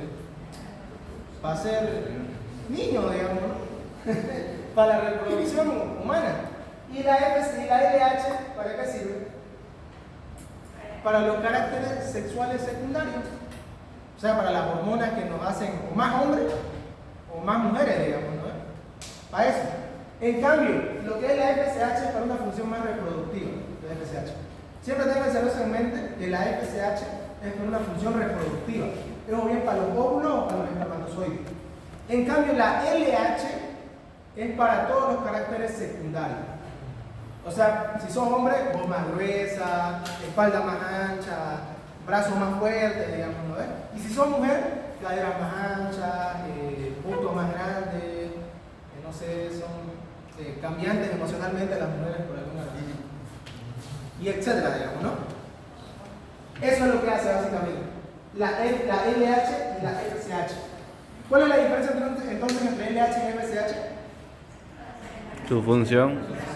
¿Ya? ¿Cuál es para reproducción? ¿Y cuál es para secundario, digamos? LH. Ahí tienen que diferenciar. Eso es lo más importante que tienen que diferenciar. Yo me he tardado un mundo en concluir en esa... llegar a esa conclusión, digamos. Porque me la lentía, digamos. Está un poco lento. Muy bien. Eso es lo que hace, básicamente. Entonces, estas hormonas liberinas, ¿a dónde van a actuar? ¿Cómo llegan estas hormonas liberinas del hipotálamo a la adeno? Por los vasos hipotálamo hipofisial. Hipotálamo Exacto, por eso hipofisial. bajan las liberinas. Y estas liberinas actúan en células somatótropa, tireótropa, gonadótropa y corticótropa. Y en la neurohipófisis, ¿qué hormona produce la neuro? ¿Qué hormona produce la neuro? No produce hormona. Ninguna, no produce ninguna la neuro. ¿Quién es la que produce las hormonas? Las células magnocelulares. Magnocelulares. ¿Y cómo llegan estas hormonas desde el hipotálamo hasta la neuro? Por axones. ¿Por los axones? ¿Y qué son los axones? Son cola de Una neurona, son las colas de la el neurona. cuerpo y toda esta parte de acá, todo su brazo son los axones, todo lo que llega. Su brazo. Ya la dendrita, de la dendrita son sus vellosidades acá, pero todo este brazo acá son los axones. Sus axones son larguísimos de esas magnocelulares. ¿Ok? ¿Se entendió? ¿Se está entendiendo? ¿O estoy yendo muy rápido? Está bien, ahora sí. Está bien. 1 hora ya. Está bonito, es muy bonito la verdad. Te sacan muchas dudas de este tema. Muy bien, entonces eso hace somatótropa, tireótropa, gonadótropa y corticótropa. Entonces ahí ya vimos la función. Fíjense, esta de acá que ven acá son las neuronas secretoras. Fíjense, esta. Y esta parte de que ven como un tallo, no sé si ven como un tallo, esta de acá son sus axones. ¿Ok? Y fíjense que estas magnocelulares, ¿a dónde llegan? ¿Al lóbulo anterior o al posterior? Al posterior. Al posterior. ¿Y al anterior por qué no llegan? Porque produce sus propias hormonas. Más que todo porque las liberinas van por un vaso sanguíneo. Eso. Las liberinas van por un vaso sanguíneo. ¿Ok? Eso es lo que hace. ¿Quién controla la hipófisis? El hipotálamo. El hipotálamo. ¿Y quién controla el hipotálamo? El sistema nervioso central. Todo el sistema nervioso, básicamente. Por ejemplo, si el hipotálamo, digamos, por ejemplo, recibe una noticia, te cuento que tenés examen de esto, examen de aquello, y tenés esto, y tenés que ir a recoger a tu hermanito, y después tenés que ir a cocinar. El hipotálamo, ¿qué hormona libera? De todas estas. Cortisol. ¿Cuál? Corticotropina. Recibiste noticia que tenés todo tipo de exámenes para el día de mañana. Corticotropina. Corticoliberina, muy bien. Otro ejemplo. Por ejemplo, corticoliberina. Por ejemplo, cuando está enlentecido el metabolismo, cuando tu cuerpo se da cuenta que está enlentecido el metabolismo, ¿qué libera? De todas estas liberinas. Hidroliberina, muy bien. Por ejemplo, digamos, cuando empezás a crecer, la somatoliberina y así sucesivamente. Se dan cuenta que el hipotálamo actúa, depende de las emociones en tu cuerpo, y aparte de las emociones en tu cuerpo, también actúa por los líquidos que hay. O sea, qué líquidos hay en tu cuerpo. Si es que te escasea el sodio, empieza a liberar también corticoliberina, porque recuerden que la corteza que libera Aldosterona. aldosterona ahí Y cortisol. ¿Se entiende? Glándula tiroides. ¿Y esto es? ¿Qué produce la tiroides? Ya, calcitonina. ¿Qué hace la calcitonina? Muy bien. Y si disminuye los niveles de calcio en sangre, ¿aumenta la reabsorción o disminuye la reabsorción? Disminuye. Entonces en la orina vamos a tener harto calcio o poco calcio. Harto. Harto calcio, ¿no? ¿Y la paratormona qué hace? Aumenta los niveles de calcio en Aumenta el sangre. calcio en sangre, ¿no? Y si aumenta el calcio en sangre, ¿aumenta la reabsorción o disminuye su reabsorción? Aumenta. Aumenta su reabsorción. ¿La paratormona dónde se produce? No En paratiroideo. la paratiroides, ¿verdad? ¿Y cuál es el peso molecular de la paratormona? 3 mil equivalentes por decilitro. Al menos que sea muy fregado, pues, ya, la Sí. calcitonina es la que, ¿qué hace? Disminuye los niveles de calcio. Y al disminuir los niveles de calcio en sangre, ¿será que está correcto esto? Dice ahí, favorece el depósito de calcio en los huesos. Sí, está bien. ¿Es coherente? Sí. Sí, porque al disminuir los niveles de calcio en sangre, ¿a dónde se va a ir el calcio? Al hueso. Al hueso, entonces favorece el depósito. Y ya para Al la huesudo. disminuye los depósitos de calcio en los huesos. ¿Se dan cuenta? Por propia lógica lo saben eso ya. Bueno, esta materia no es para los que más se lo aprenden de memoria, porque no se van a acordar si se lo aprenden de memoria. El gaito no es así de extenso como les digo. Miren lo que es extenso este librazo. Entonces, no se lo van a aprender de memoria ni cagando. Tienen que razonar. Y esta materia lo va a obligar a razonar. ¿Ok? Porque, por ejemplo, si vos sabés que la calcitonina favorece el depósito de calcio en los huesos y te preguntan también efecto de la paratormona, ¿qué le añadí? Que la paratormona disminuye los depósitos de calcio en los huesos por racionamiento. ¿Se entiende? Glándula paratiroidea, suprarrenal, ya avanzamos un poco, ¿no? ¿Qué hace el cortisol? ¿Qué hace el cortisol con la glicemia? Aumenta la glicemia. Aumenta la glicemia, muy bien. ¿Qué hace la aldosterona? ¿Qué aumenta en el cuerpo? ¿Qué Aumenta reabsorción de sodio y La reabsorción de sodio y la excreción de potasio. secreción de potasio. Una baja cantidad de potasio que produce. Hipernatremia. Baja cantidad de Hipernatremia. Muy bien, calambres musculares, taquicardia, como dijiste vos, porque el potasio, ¿qué hace con el corazón? ¿Lo hace trabajar o lo hace descansar? Descansar. Lo hace descansar por medio de la repolarización. Muy bien. Y si hay poco potasio, ¿qué pasa con ese corazón? Ya dijeron que el potasio hace descansar. Y si hay poco potasio, Paro cardíaco. taquicardia, porque no va a haber quien lo relaje al corazón. Entonces, como no hay quien lo relaje al corazón, empieza a trabajar mucho. ¿Y qué predispone? Arritmia, taquicardia, y esas arritmias van a ser émbolo, y eso va a generar un accidente cerebrovascular, etc. Eso de simple modo. Ya, eso es lo que hace básicamente la aldosterona y el cortisol. Aumenta la secreción de diabetes. La médula suprarrenal. ¿Qué produce la médula? Adrenalina y Adrenalina y noradrenalina. ¿Será lo mismo estas dos hormonas? No. Para los que han ido a la clase que hacía, le saben. ¿Será lo mismo adrenalina y noradrenalina? ¿Por qué no es lo mismo? Porque actúan en diferentes receptores. Ya. Tienen diferente función también. ¿Dónde actúa más la adrenalina? En los vasos sanguíneos.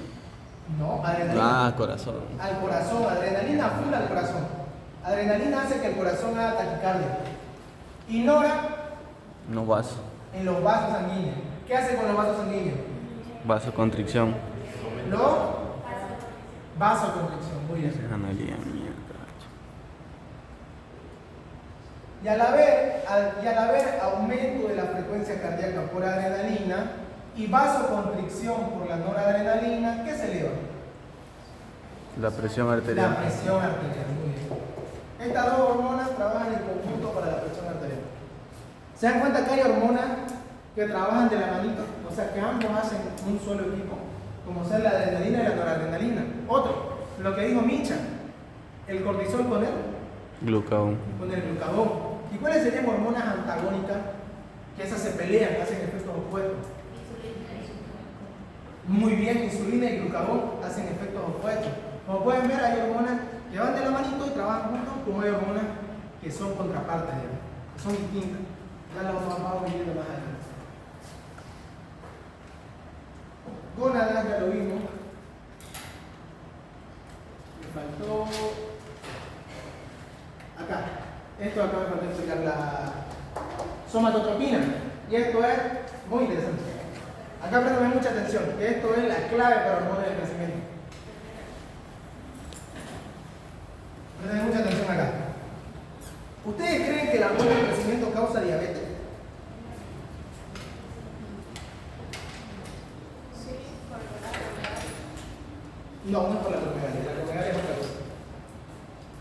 Sí, porque ¿Por también qué? se vola.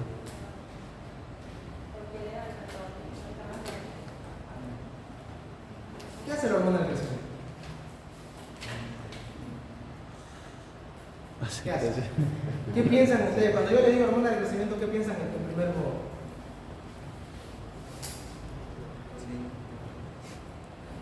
Te hace crecer, muy bien, te hace crecer la hormona del crecimiento.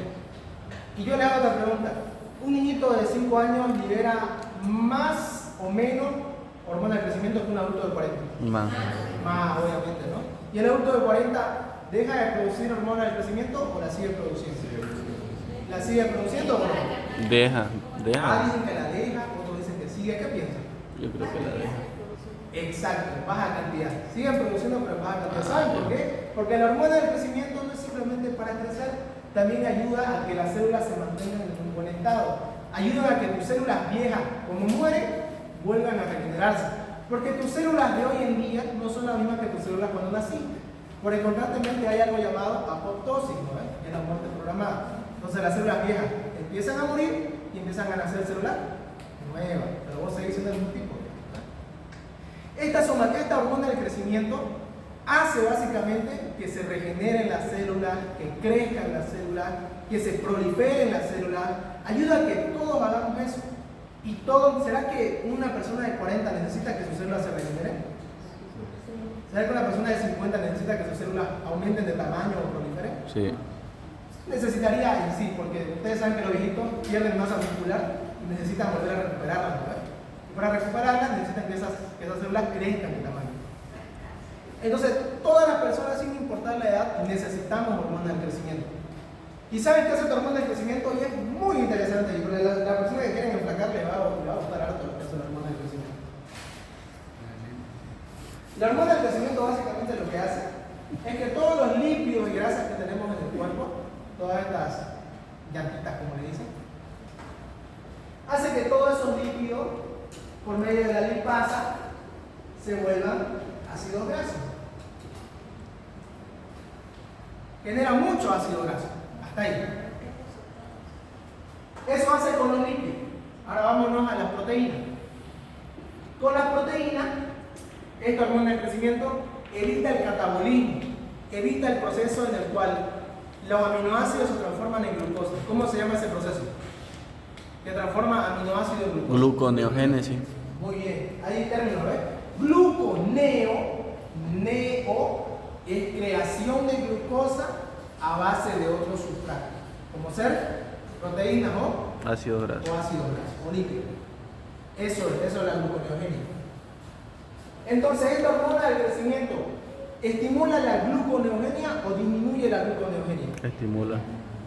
No. Esta hormona del crecimiento evita el catabolismo. ¿Qué es catabolismo? Destrucción, básicamente. Eso es catabolismo. Y si evita el catabolismo, ¿hace que se destruyan más proteínas o que se queden intactas? No, evita el catabolismo esta hormona. Si evita el catabolismo, ¿hace que se destruyan, sí o no? No. No, eso es lo que hace esta hormona. Evita el catabolismo, no catabolismo. Evita el catabolismo. Y si no hay este catabolismo, no va a haber aminoácidos. Y si no hay aminoácidos, ¿va a poder haber gluconeogenia? No. Si no hay aminoácidos, porque se evitó el catabolismo, ¿va a haber gluconeogenia? No. No, exacto, no va a haber. Porque para haber gluconeogenia, tienen que haber aminoácidos. Tienen que haber estos aminoácidos, ¿ok? Para que haya la gluconeogenia. Entonces, ¿qué hace primordialmente? Quema grasa, tu hormona de crecimiento, hace que todo tu líquido, tu grasa, tu reserva de grasa, se transformen ¿en qué se transforman? Ácido graso. En ácido graso. ¿Y estos ácidos grasos los usa el cuerpo, sí o no? Sí. Sí, usamos ácido graso como combustible. Entonces empezamos a quemar grasa o a gastar grasa. Quemar. A quemar grasa, muy bien. Es el 10. Si evitamos el catabolismo proteico, ¿vamos a generar más masa muscular o menos masa muscular? Más masa. Más, ¿saben por qué? Porque si evitamos que las proteínas se destruyan, no va a haber formación de glucosa a base de aminoácidos. Entonces, esos aminoácidos que no se perdieron, van a ir al músculo y a las funciones de todo el cuerpo. Entonces, ¿sería una hormona anabólica o catabólica? Anabólica. Anabólica, full anabolizante de la hormona del crecimiento. Y de parte de los hidratos de carbono, ¿alguien sabe qué hace? Ya mencionamos lípidos, hidratos de carbono, proteínas. ¿Y los hidratos qué hacen? En los hidratos de carbono. Evita el uso de la glucosa. Básicamente hace que el cuerpo no use glucosa como fuente de energía. O sea, evita el uso de glucosa como fuente de energía. Y si esta hormona evita el uso de glucosa como fuente de energía, ¿quién va a entrar como fuente de energía? Los ácidos grasos. O la... Los ácidos grasos, correcto. Entonces esta hormona, al evitar que usemos la glucosa como fuente de energía, y en contraparte estamos usando los ácidos grasos, ¿estamos quemando grasa o ganando grasa? ¿Quemando o ganando grasa? Quemando. Quemando grasa porque estamos usando los ácidos grasos y ya no la glucosa. ¿Y estamos destruyendo nuestras proteínas? No. No. Y esos aminoácidos que no se destruyeron y que se recuperaron van para el músculo y para otras funciones del cuerpo. ¿Ok? Entonces, del lado proteico, ¿es una hormona catabólica o anabólica? Anabólica. Anabólica. Ya porque yo he visto estos casos de deportistas que se inyectan hormonas de crecimiento, a pesar de no ser niños, obviamente, ¿no ves? ¿Esto por qué pasa? Porque los deportistas, ¿qué es lo que buscan? Hipertrofia muscular, potencia muscular, ¿no ves? Entonces, ¿será que la hormona del crecimiento es una buena hormona para generar masa muscular? Sí. Sí, es por eso que los deportistas lo usan como un anabolizante. Muy bien. Y aparte de eso, con los lípidos, ¿hace que pierdan grasa o no pierdan grasa? Sí, la Sí, entonces mira, tener los efectos de que ganar más masa muscular con la hormona del crecimiento, perder grasa de paso y no utilizar la glucosa como fuente de energía. Cachete, ¿no? Bigote, ¿no? Se ve perfecto la cosa, el crecimiento, ¿no? ¿no? Hasta donde yo lo vi, hasta donde lo leí ahí, cuando lo leí por primera vez, qué puta, qué bendición, dije, ¿dónde hay hormona del crecimiento? Organero tiene. Porque al haber toda esa acción cuando los adultos, obviamente hace que trabaje más el corazón, ¿no? Si te referías a que trabaje más el corazón por esto de acá, no, porque la hormona del crecimiento al mismo tiempo que crece tu cuerpo, también crece tu corazón un poco, digamos. Al mismo tiempo. Si hay proteínas. ¿El Hipertrofia. corazón? Ah, ahí va ese tema. Su compañera dice, digamos, ¿ustedes creen que Eso es potasio. Porque ese es ejercicio. Potasio, más fallo. te referías a un adulto que se inyecta hormona del crecimiento? Sí. Ya, muy bien, buena pregunta. Inflamación. Hasta acá todo bien. Vamos a responder la pregunta de su compañera. Su compañera dice si esta hormona del crecimiento afecta en los adultos. Cuando te inyectas hormona del crecimiento, ¿qué crece? ¿La masa muscular o no? Sí, empieza a crecer la masa muscular. Entonces tu cuerpo se hace más grande o más pequeño. Más grande. ¿Y tu corazón, cuando ya sos adulto, sigue creciendo? También. No. Para. No crece más el corazón. Te dije. Exacto, las células cardíacas no se dividen. Si no hay crecimiento del corazón. Medio así. Entonces, ese corazón sigue del mismo tamaño, pero tu cuerpo, puta, ya son un zapán, un bichote, ¿no? Entonces ya son más grandotes. ¿Y será que ese corazón, al haber un cuerpo más grande, va a tener que trabajar más o menos? Más. Va a tener que trabajar el doble, es lo mismo que la obesidad. Es lo mismo que la obesidad. Entonces, como tenés un cuerpo tan voluminoso y lo obtuviste a base de hormonas muy rápido, no le dio tiempo a tu corazón de generar nuevos vasos que ríen. Entonces tu cuerpo se hace grandando, digamos, y tu corazón sigue del mismo tamaño. Entonces el corazón trabaja más o menos. Más. Y esto puede generar muchos problemas cardíacos. Desde hipertrofia cardíaca hasta generación de paro cardíaco. ¿Me entiendes? Porque el corazón trabaja tanto porque tu cuerpo es más grande que llega un punto donde ya no puede con tanto peso. ¿Me entiendes? Entonces no sé si han visto ustedes eso. Bueno, lo que les gusta es el mundo del gimnasio, de que la mayoría de los fisicoculturistas que participan en competiciones mueren por problemas cardíacos. La gran parte, casi todos, mueren por problemas cardíacos. ¿Esto por qué pasa? Porque el cuerpo crece tanto, pero el corazón no lo hace. Ahora es muy diferente que ustedes entrenen sanamente y generan la hipertrofia. Claro que viene en un año, a veces más tiempo, pero le dan tiempo a su corazón de generar nuevos vasos. No crece el corazón, eso sí, pero generan nuevos vasos que ayudan a que el corazón no trabaje tanto. ¿Okay? Es por eso que un deportista que no está a base de esta hormona tiene mejor salud cardíaca, sí, porque le dio tiempo a su corazón de generar nuevos vasos. Pero un deportista que rápidamente se pinchó y creció así rápidamente, no le da tiempo al corazón de adaptarse. Y es por eso que pasa esto. Hasta acá se ve genial la hormona del crecimiento, ¿verdad? Que más grasa, ganar músculo, todo, pero tenemos que ver la contraparte también. Que la contraparte, ¿cuál sería? Full en problemas cardíacos. Segunda contraparte. Uy, uy. Al usar muchos ácidos grasos, ¿qué empieza a generar el hígado? Cuerpo cetónico. ¿Ya? ¿Cómo se llama ese cuerpo cetónico? Ácido, aceto, aceto, ácido aceto, ácido acetoacético. Este ácido acetoacético, porque como hay mucho ácido graso en tu cuerpo, ¿qué es lo que hace la hormona del crecimiento? Estamos quemando grasa, correcto, pero hay tanto ácido graso en el cuerpo que no puede ya con tanto y el hígado empieza a trabajar. Y el hígado, al trabajar con estos ácidos grasos, forma ácido acetoacético. Y este ácido acetoacético es el conocido cuerpo cetónico. Y estos ácidos acetoacéticos, bueno, se tiene la teoría, eso dice el Guyton, se tiene la teoría de que estos ácidos acetoacéticos hacen que los tejidos pierdan la sensibilidad a la insulina. Pierdan la sensibilidad a la insulina. Eso hace, estos ácidos acetoacéticos hacen que el tejido pierda su sensibilidad a la insulina. Y si pierde su sensibilidad a la insulina, ¿qué genera eso? Diabetes. Esa es una de las razones por las cuales esta hormona la diabetes. Porque al haber tanto ácido graso, genera pérdida de la sensibilidad de los tejidos a la insulina. Aparte de eso, fíjense muy bien, que esta hormona de acá hace que usemos glucosa, ¿sí o no? No. ¿Sí o no? No. Y en vez de la glucosa, ¿qué usamos? Ácido Ácido graso. Entonces, esta hormona de acá hace que usemos glucosa, ¿sí o no? Hace que usemos glucosa, ¿sí o no? Hace ratito lo dijeron. No. Entonces, bajo la hormona del crecimiento, ¿usamos glucosa, sí o no? No. No usamos glucosa, ok. Y es muy redundante saber que esta hormona prohíbe el uso de glucosa, pero aumenta la glucogenólisis. ¿Qué es la glucogenólisis? Destrucción de la glucógeno.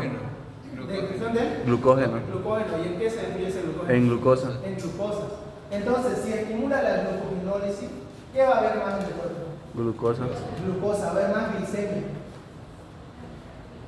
Y esta glicemia alta, acompañado de estos ácidos acetoacéticos que provocó la hormona del crecimiento, Diabetes al fallo. Diabetes al fallo, como dijiste, ¿no? Entonces, fíjense que las hormonas son un mundo muy interesante. Porque así como una hormona te puede construir, te puede destruir. Yo a veces me pregunto qué sería el cuerpo humano si pudiéramos liberar nuestras hormonas a voluntad propia. Yo sería Imagínense todo lo que podríamos hacer. crecer. Sería muy interesante, ¿no? Porque podríamos liberar la cantidad de hormonas de crecimiento que vos querés, digamos. Sí. Una cantidad que no te provoque todos estos efectos, digamos. Y una cantidad que te provoque pérdida de grasa. Pero como sabemos, no funciona así el cuerpo humano, ¿no? Lindo fuera que podríamos controlar todos esos sistemas. Pero eso es lo que hace. La solución. Y aparte de eso, la hormona del crecimiento genera catabolismo, ¿sí o no? La hormona del crecimiento. Anabolismo. Inhibe el catabolismo, muy bien. Y esos aminoácidos hacen que se construya más masa muscular, etc. Y también ayuda a la pérdida de grasa. Es por eso que se han visto que los niños nunca son gorditos. La mayoría, no todos, digamos, ¿no? Los peladitos de proceso me dicen, estaba delgada cuando tenían 16, 15 años. Y ¿no? purí. Esto le pasa a la mayoría de las mujeres, digamos. Y cuando tenían 16, 15 o los hombres, cuando andábamos en esa edad, la mayoría era flaquita. ¿Qué era? Bueno, yo por ejemplo, en la pubertad yo pesaba 45 kilos. Co. Actualmente peso 78. Yo era flaquito, digamos, ¿me entiendes? ¿Esto por qué pasa? Porque se estaba liberando hormonas del crecimiento en mi pubertad, en mi cuerpo, digamos. Di un pequeño estirón, ¿verdad? Di un pequeño estirón y también quemé grasa, digamos. Pero en ese entonces tenía un pico de hormonas del crecimiento. Y ahora actualmente no es lo mismo. Es por eso que ya uno empieza a incrementar la masa muscular, etc. ¿no? Pero eso es lo que hace esta hormona del crecimiento. Muy interesante la verdad. Así como te puede producir cosas buenas, te puede producir cosas malas. Ahora yo le hago otra pregunta. ¿Uno crece solamente con hormonas del crecimiento? ¿Qué piensan? Le hago otra pregunta. ¿Uno crece solamente con hormonas del crecimiento? ¿Será que? No sé. ¿Qué más te puede hacer crecer? ¿Qué más? ¿Qué más piensan ustedes que ayuda al crecimiento? ¿Será que solamente la hormona del crecimiento ayuda? ¿Vale? ¿Qué necesitamos para crecer? Alimentación. Hormona del crecimiento, muy bien, ¿qué más? Buena alimentación también. Fija. Calcio para el desarrollo de los huesos. ¿Qué pasa a una persona que pierde la función pancreática, pero tiene hormona del crecimiento? ¿Crece o no crece? Un niño que nace con diabetes tipo 1, no tiene función pancreática, no hay insulina. ¿Será que puede crecer? Pero tiene hormona del crecimiento. No sé si sabían ustedes que la insulina también ayuda al crecimiento. La insulina es muy importante para crecer de tamaño de los niños. Y es por eso que estos niños que no tienen la función pancreática necesitan inyectarse insulina. No solamente para regular la glicemia, sino también para poder crecer. Porque la insulina también es una hormona anabólica. ¿Ok? Entonces esta insulina apoya la hormona del crecimiento para crecer ambos juntos. ¿Ok? ¿Saben cuál más le ayuda a crecer? ¿Cuál más piensan ustedes? Aparte de la insulina y La tiroides la tiroides, exacto. ¿Qué hace la tiroides? aumenta el metabolismo. Aumenta el metabolismo. Muchos a veces lo tienen enlentecido, entonces se aumenta la tiroides y empieza a haber nueva formación de proteínas. ¿Ok? Entonces eso es lo que hace básicamente. El crecimiento no solamente se da por hormona del crecimiento, también por insulina y por tiroides. ¿Ok? Esa hormona del crecimiento, estos son los datos más importantes que ustedes tienen que saber sí o sí, la generación de cada una y su producción de diabetes, claramente, ¿no? Entonces, ¿esta hormona sería antagónica de la insulina o agónica de la insulina? ¿Trabaja en conjunto con la insulina o en contra de la insulina? Con la insulina trabaja. ¿Quién dice en conjunto? ¿Ya? Podría ¿La hormona ser. del crecimiento trabaja en conjunto? Podría ser ambas. Ambas más que todo, porque hay papeles donde trabajan en conjunto para el crecimiento, Sí. pero más que todo son papeles antagónicos. Ah, ya. ¿Por qué? Porque esta de acá, esta hormona del crecimiento, hace que perdamos la sensibilidad a la insulina. Y esta pérdida de la sensibilidad es un efecto opuesto a la insulina. ¿Ok? Es muy interesante. Bueno, volviendo al tema. ¿Esta hormona del crecimiento, le entendieron? ¿La hormona del crecimiento? Esta hormona del crecimiento, no sé si sabían ustedes, bueno, esta es una teoría de Galton y lo preguntan igual. ¿Alguna vez escuchado de la famosísima somatomedina? Ya hablamos de somatotropina. ¿Qué es la somatotropina? La hormona Hormona del estimulante. crecimiento. Somatostatina. La que libera el páncreas. ¿Qué es somatostatina? Inhibe la hormona del crecimiento. ¿Qué más es la somatostatina? Hormona pancreática. Hormona que regula a la insulina y al glucagón. A ambos se le dice somatostatina. ¿Y somatomedina? Inhibe la secreción. Se tiene una hipótesis, y esto lo maneja el Galton. Y esta hipótesis se da por lo que pasa por un pueblo africano. ¿Saben qué es lo que pasa? Este pueblo africano de acá, que se llaman los pigmeos africanos, o los enanos de Levi Lawrence, es lo que se llama. Estos enanos de acá tienen buena cantidad de hormona del crecimiento, tienen buena cantidad de tiroxina, tienen buena cantidad de insulina, pero no crecen. ¿Por qué? Estos enanos del África, son los pigmeos africanos, tienen hormona del crecimiento, correcto su nivel. Tienen insulina, correcto su nivel. Tienen T3 y T4, correcto su nivel, pero no crecen. ¿Por qué creen que pase esto?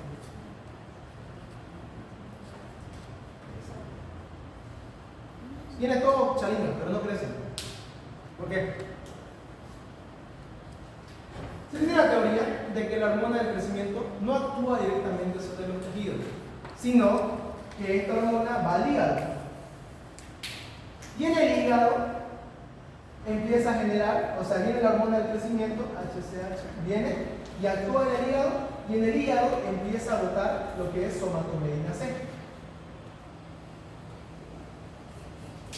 Esta somatomedina C, que es lo que hace, esta somatomedina C es la que verdaderamente hace el crecimiento. Y cuando unos fisiólogos midieron los niveles de somatomedina C en estos pigmeos africanos, se dieron cuenta que ellos tenían una enfermedad hereditaria hepática que no formaban somatomedina C. Y es por eso que se cree que esta somatomedina C es la causante del crecimiento. Pero son hipótesis, hasta el mismo Galton lo dice que es una hipótesis. Pero eso es lo que hace la somatomedina C. Es un factor que ayuda al crecimiento. Así que si ponen en un examen algo por el estilo, ya saben a qué va la somatomedina C. Es un factor que ayuda al crecimiento. Se cree que es el más importante. Insulina y glucagón y somatostatina. ¿Qué células producen la insulina del páncreas? Beta, Beta, muy bien. ¿Y el glucagón? alfa, Alfa. ¿Y la somatostatina? delta, Delta, muy bien. ¿Y el polipéptido pancreático? alfa, Creo que es delta también. Si no delta, me equivoco. sí. ¿Qué te importa ese polipéptido? Esta parte de acá. Hay 3 tipos de hormonas. ¿Cuáles son esos 3 tipos de hormonas? proteica, ¿qué esteroidea, más? esteroidea y polipeptídica. Amínica, derivada del Ah. aminoácido tirosina. Muy bien. ¿Cuáles son las que son liposolubles de estas 3? Esteroidea, Muy bien, las esteroideas. ¿Cuál es la que es hidrosoluble? las proteicas y amínicas. Las proteicas y albúmicas. Muy bien. Al ser liposoluble, esta esteroidea, ¿puede atravesar la membrana de la célula? Sí, Muy bien. Y al ser hidrosoluble, estas proteínas y polipéptidos, ¿pueden atravesar la membrana? no, No, muy bien. Ahora, bajo su lógica de ustedes, ¿dónde estaría el receptor de las que son hidrosolubles? ¿En la membrana o adentro de la célula? membrana, En la membrana, tiene que usar la lógica. Y bajo la lógica, ¿dónde estarían los receptores de las esteroideas? intra, Intracelular. ¿A qué nivel? segundo mensajero. En el citoplasma y en el núcleo. El citoplasma y el núcleo pueden tener receptores para estas hormonas esteroideas. En cambio, las proteicas y polipeptídicas, estas hormonas, ¿dónde van a tener sus receptores? La membrana ¿Por celular. qué no en el núcleo? Porque no pueden atravesar. Porque no puede atravesar, exacto, es por eso. Bueno. De ahí va el punto más preciso de esto. Y estas hormonas esteroideas, ¿a base de qué están hechas? De colesterol, De colesterol. El colesterol es una grasa, una proteína, un azúcar. ¿Qué es el colesterol? grasa. Una grasa, muy bien. Y entonces, si tenemos más grasa, vamos a tener predisposición a formar ¿qué? Más hormonas Hormonas esteroideas. esteroideas. Nómbreme hormonas esteroideas. Las hormonas de la corteza, ¿cuáles son esas hormonas de la corteza? Gonadotropina, No, hormonas de la corteza. Corteza suprarrenal. mineralcorticoide, glucocorticoide. Ya, aldosterona y corticoides. Esa aldosterona y ese corticoide son proteicas, esteroideas o amínicas. Esteroideas, son esteroideas. Ya. ¿Cuáles más son esteroideas? Las Fácil. Estrógeno y testosterona. Ya, el hombre que produce que es esteroideo. Estrógeno. Testosterona. ¿Y cuál es su equivalente a las mujeres? Estrógeno. Estrógeno. Muy bien. Eso es lo que produce estrógeno y progesterona, y la testosterona son esteroideos. O sea, vienen derivados de qué? Y colesterol. Del colesterol, de las grasas. Muy bien. Es por eso que se mantiene esta hipótesis, no sé si han visto ustedes con su sobrinita, que mayormente aquí creen que le baja más rápido la menarca a las niñas con un peso elevado, como decía, o a una niña flaquita. ¿Por qué con peso elevado? Mayor colesterol. Exacto, porque tienen mayor cantidad de colesterol estas niñas. Entonces, al tener una mayor cantidad de colesterol, tienen mayores bases para crear qué tipo de hormonas. Esteroides. Esteroideas. Al tener un mayor colesterol por el sobrepeso, al tener más colesterol, bien tienden a generar hormonas esteroideas mucho más rápido. Y es por eso que a estas niñas, a los 12 o 13, se les adelanta la menarca muchas veces. Estas niñas que tienen un poco de obesidad. En cambio, a las niñas que son flaquitas, por lo general se les retrasa la menarca. Por lo general. Claro que en medicina nunca da una 2 en 4, pero se ha hecho un estudio científico en el cual las niñas que tienen una mayor cantidad de colesterol y son más gorditas, se les adelanta la menarca, porque tienen mayor colesterol, entonces mayor hormonas esteroideas. En cambio, las niñas que carecen de un poco de peso corporal, que son más flaquitas, se les dificulta la menarca. Claro que no en todas, porque ahí interviene el factor genético también, pero también influye mucho el sobrepeso. El peso influye mucho en la hormona. ¿Ok? ¿Se entendió? Entonces, ¿cuáles son las hormonas esteroideas? Aldosterona, cortisol, testosterona, estrógeno, Estrógeno y progesterona. muy bien. ¿Cuáles serían las proteínas polipeptídicas? ¿O proteicas? Todas las de la hipófisis, absolutamente todas las de la adeno, las de la neurohipófisis igual, o sea, todas las que son de la hipófisis, las del páncreas y las de las glándulas paratiroideas.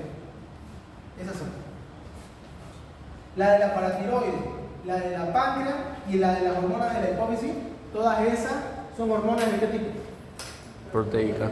proteica o polipeptídica. Y las que son derivadas del aminoácido tirosina.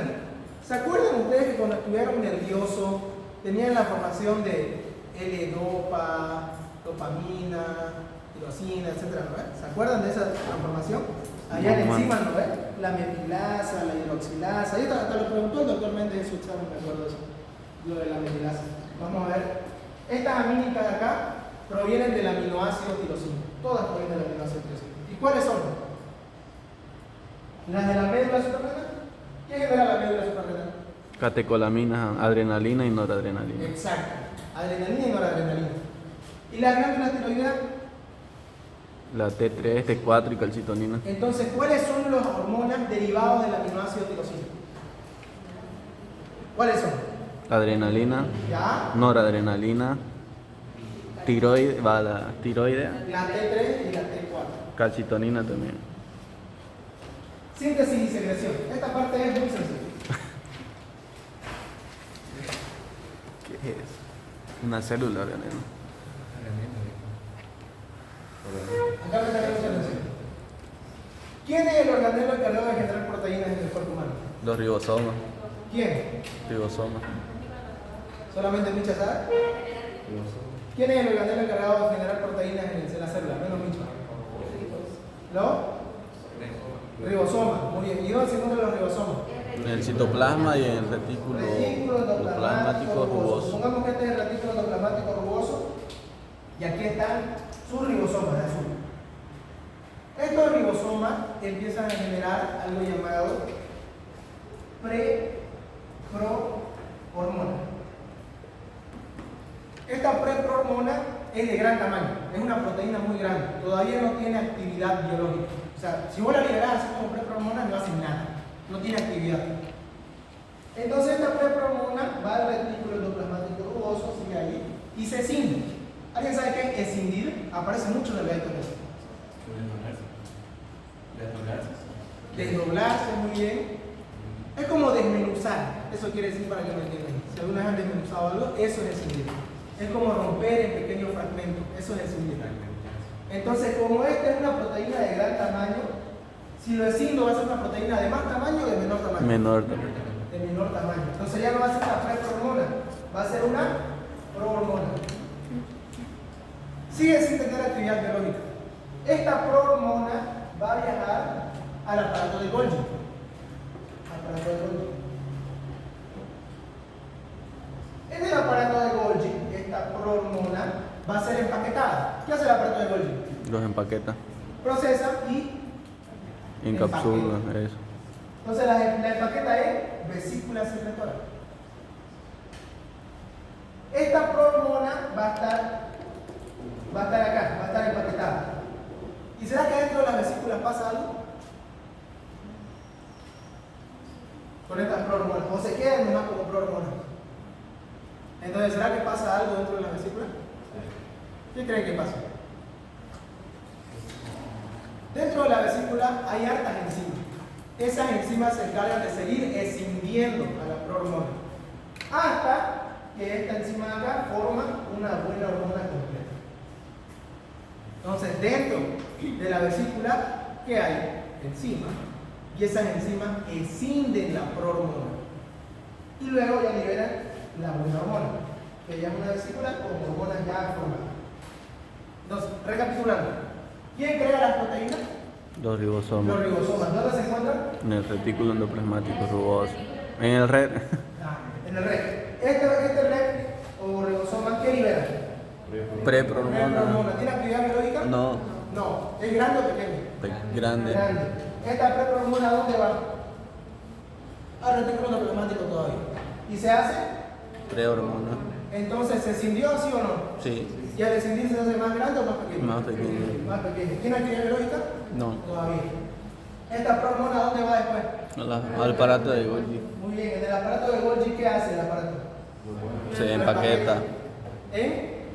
Vesícula. ¿Y en esa vesícula se queda como prohormona? No, ¿Qué pasa? se escinde hasta quedar como hormona. Asesina te queda como hormona.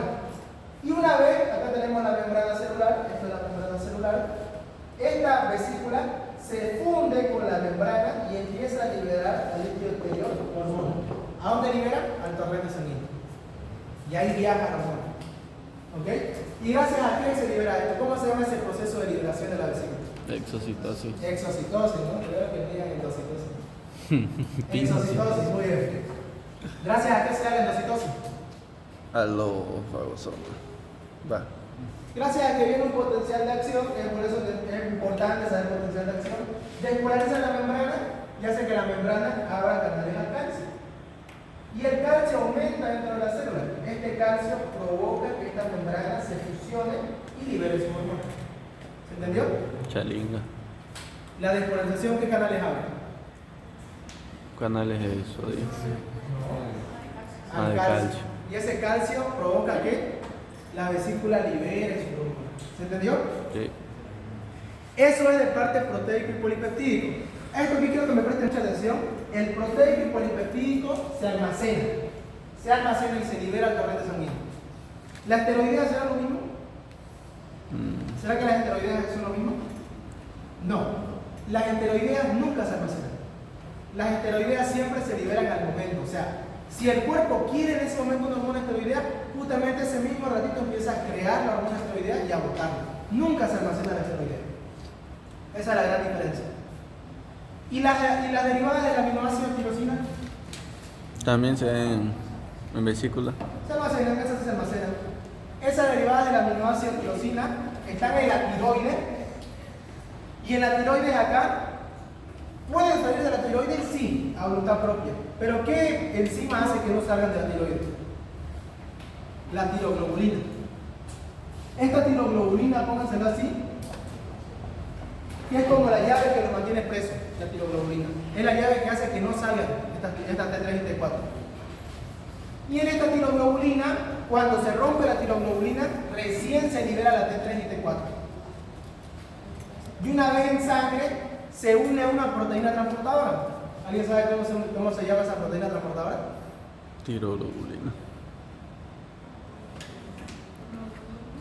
Globulina ligadora de la tiroxina. Esta globulina ligadora de la tiroxina es la cual transporta por todo el torrente sanguíneo a la tiroxina. Es ella la que se transporta.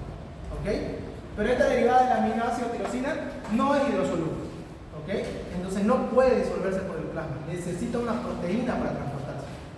Y esa es la gran importancia. ¿Se entiende? Esteroidea, derivada de la... Aquí también, ¿se acuerdan de esto cuando vieron el nervioso? L-tirosina, L-dopa, dopamina, noradrenalina y adrenalina. ¿Se acuerdan que aquella enzima no ves? Era la metilasa, la hidroxilasa. Obviamente se lo sabe. ¿No es? Pero fíjense que la tirosina sigue dos caminos. Sigue el camino de las hormonas esteroideas, perdón, la tirosina sigue el camino de la L-dopa, dopamina, noradrenalina y adrenalina, que son estas de acá, de la médula, y la tirosina sigue el camino para hacer T3 y T4. Puede tomar dos caminos el aminoácido tirosina, dos caminos de este aminoácido. Puede tomar el camino para formar adrenalina y noradrenalina, o puede tomar el camino para formar T3 y T4. Entonces, este aminoácido tirosina, ¿cuántos caminos puede tomar? Dos. ¿Cuál es uno de esos? El camino para hacer noradrenalina y adrenalina. Y el otro camino para hacer Tiroideas. hormonas tiroideas. ¿Se entiende? Esta parte. Retroalimentación. ¿Cuál es la retroalimentación negativa? ¿La que busca un balance, sí o no? Sí. ¿Y la retroalimentación positiva? Estimulación. ¿Cuál es la retroalimentación positiva? ¿La mala o la buena? La mala. La mala, muy bien. ¿Será que existe retroalimentación positiva en las hormonas? Sí. ¿Sí o no? Sí. ¿Quién dice sí, quién dice no? Sí. Pero si es dañino, ¿por qué? En casos especiales existe. Casos especiales. Un ejemplo. El parto. Un ejemplo. ¿Cómo se llama la hormona que produce estrógenos y progesterona? ¿Lo avanzamos? LH. Ahí está. LH. ¿Cómo se llama la hormona que produce estrógenos y progesterona? LH. ¿Cómo se llama? LH. LH, luteizante, ¿verdad? Esta LH, ¿dónde actúa? En Ovario. En los ovarios, muy bien, en la mujer. ¿Y en el hombre? Testículo. En los testículos. Vamos a ir a la mujer. En la mujer cuando hay ovulación se produce LH. ¿Y este LH a dónde va? Al ovario. ¿Y en los ovarios qué produce?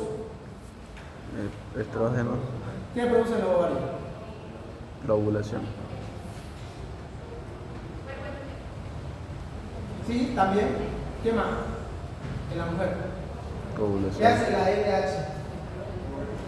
Estrógeno y progesterona. ¿Qué hormona produce la LH? Estrógeno y progesterona. Muy bien. Estrógeno, vamos a ver con el estrógeno. Este estrógeno de acá viaja a la hipófisis. Hipófisis la vamos a poner acá. Viaja a la hipófisis y este estrógeno en la hipófisis estimula a que se produzca más LH. Y esta LH vuelve al ovario que produce Más estrógeno. más estrógeno. ¿Y esa cantidad de estrógeno a dónde va? A la hipotálamo. A la hipófisis. ¿Y en la hipófisis qué produce? Más Más LH. ¿Y esa cantidad de excesiva de LH qué hace? Más ovario. Ovario. ¿Y qué produce? Más estrógeno. Más estrógeno. ¿Y esa cantidad excesiva de estrógeno qué produce? En la hipófisis. Más LH. Más LH. ¿Y esa mayor cantidad de LH a dónde va? Al ovario. Entonces es un círculo vicioso, ¿se dan cuenta? ¿Se dan cuenta que la Porque LH ponen hormonales que produjo son así, estrógeno ¿no? y el estrógeno produjo? La LH produjo estrógeno y el estrógeno ¿qué produjo? LH. ¿Y la LH qué produjo? Estrógeno y el estrógeno ¿qué produjo?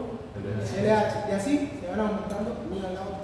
Eso es un sistema de retroalimentación positivo que va creciendo y creciendo y creciendo. ¿Será que esto es eterno? No. No. Después de un tiempo, cuando se eleva mucho, ya viene un feedback negativo y empieza a disminuir ya. Pero esos son dos ejemplos. Y por ejemplo, si les dicen, menciona un ejemplo de un feedback positivo, ahí lo tienen. O si les preguntan cuál de ellos es un feedback positivo o un feedback negativo, o qué es, digamos. ¿Se entiende? Retroalimentación negativa, positiva. Ah, sí, variaciones cíclicas. ¿Será la misma? ¿Será que un niño libera las mismas hormonas que un viejo?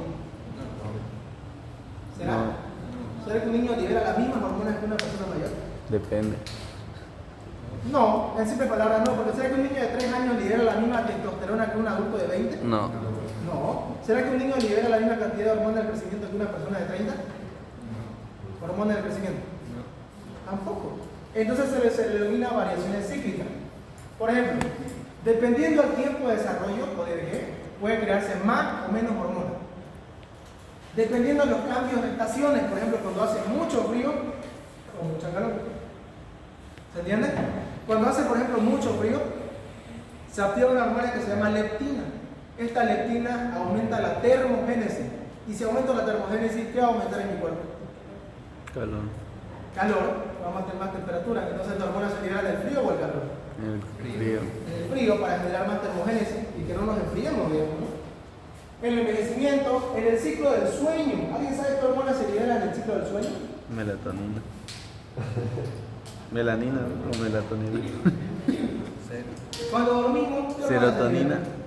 Serotonina. ¿Cuándo se libera la hormona del crecimiento? Cuando dormimos. Cuando dormimos, en el primer ciclo del sueño, en las primeras 3 horas donde se empieza a liberar la hormona del crecimiento. No sé si ustedes sabían que la hormona del crecimiento se libera mucho mejor en un ambiente con nada de luz. Cero luz y se libera correctamente. Es por eso que no es bueno que los niños duerman con el foco prendido. Si tienen algún sobrinito o primito que duerma con el foco prendido, eso está mal. Porque si tiene luz, ese cuerpo no va a producir una buena hormona del crecimiento. La hormona del crecimiento se produce únicamente cuando hay total oscuridad, cuando el cuerpo está en sueño profundo. ¿Se entiende? Y esa luz del foco impide la buena producción de hormona del crecimiento.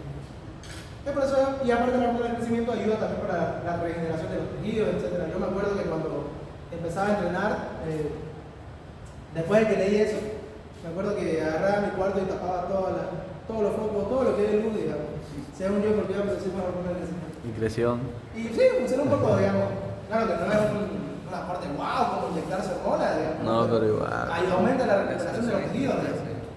Así que si alguien le mete a eso, digamos, tapar su cuarto de todas las luces. Bueno, yo hacía eso, ¿no? Y acá están los tipos de receptores que ya avanzamos, ¿no? El receptor en el núcleo y el citoplasma, ¿de qué hormona es? Las esteroideas, Esteroidea. ¿Y qué tipo de hormona tiene esos receptores en la superficie? proteicas y polipeptídicas. ¿Cuál es la hormona que solamente tiene receptores en el núcleo? Esteroidea. No, solo en el núcleo. La esteroidea tiene o en el citoplasma o en el nucleonamo. Solo en el núcleo. La derivada del aminoácido. Ah, ya. La T3 y la T4 actúa directamente en el núcleo. Ya lo vamos a ver en otra clase. Esto no es tan importante, no he visto la verdad que el doctor Méndez avance esto, pero lo añadí para que quiera leerlo. Que receptores unidos a canales iónicos, unidos a proteínas y unidos a enzimas. No he visto la verdad, pero si me da tiempo, no me gusta otra clase avanzar. Este es el mecanismo de acción de la proteína G. Esto lo avanzamos en nervioso, ¿se acuerdan? Si teníamos una proteína G, y esta proteína G estaba compuesta por 3 bases. ¿Cuáles eran? Alfa, Beta. beta y gamma. Alfa más grande. Beta y gamma. Muy bien. Esta alfa, beta y gamma cuando es inactiva, ¿a qué está unido? Muy bien, Shakira. PDP. Y cuando está activo, Al GTP. GTP. Y cuando está unido a GTP, están las 3 subunidades juntas. No, ¿Solamente cuál? la alfa. Alfa. Eso es básicamente el segundo mensajero. Se lo voy a explicar en otra clase más detalladamente. Pero ese es el segundo mensajero, no es difícil. Si avanzaron bien, el mío seguro que no les va a costar. Ya si fueron tambaleando, mucho va la cosa. Y listo. ¿Alguna duda, alguna pregunta?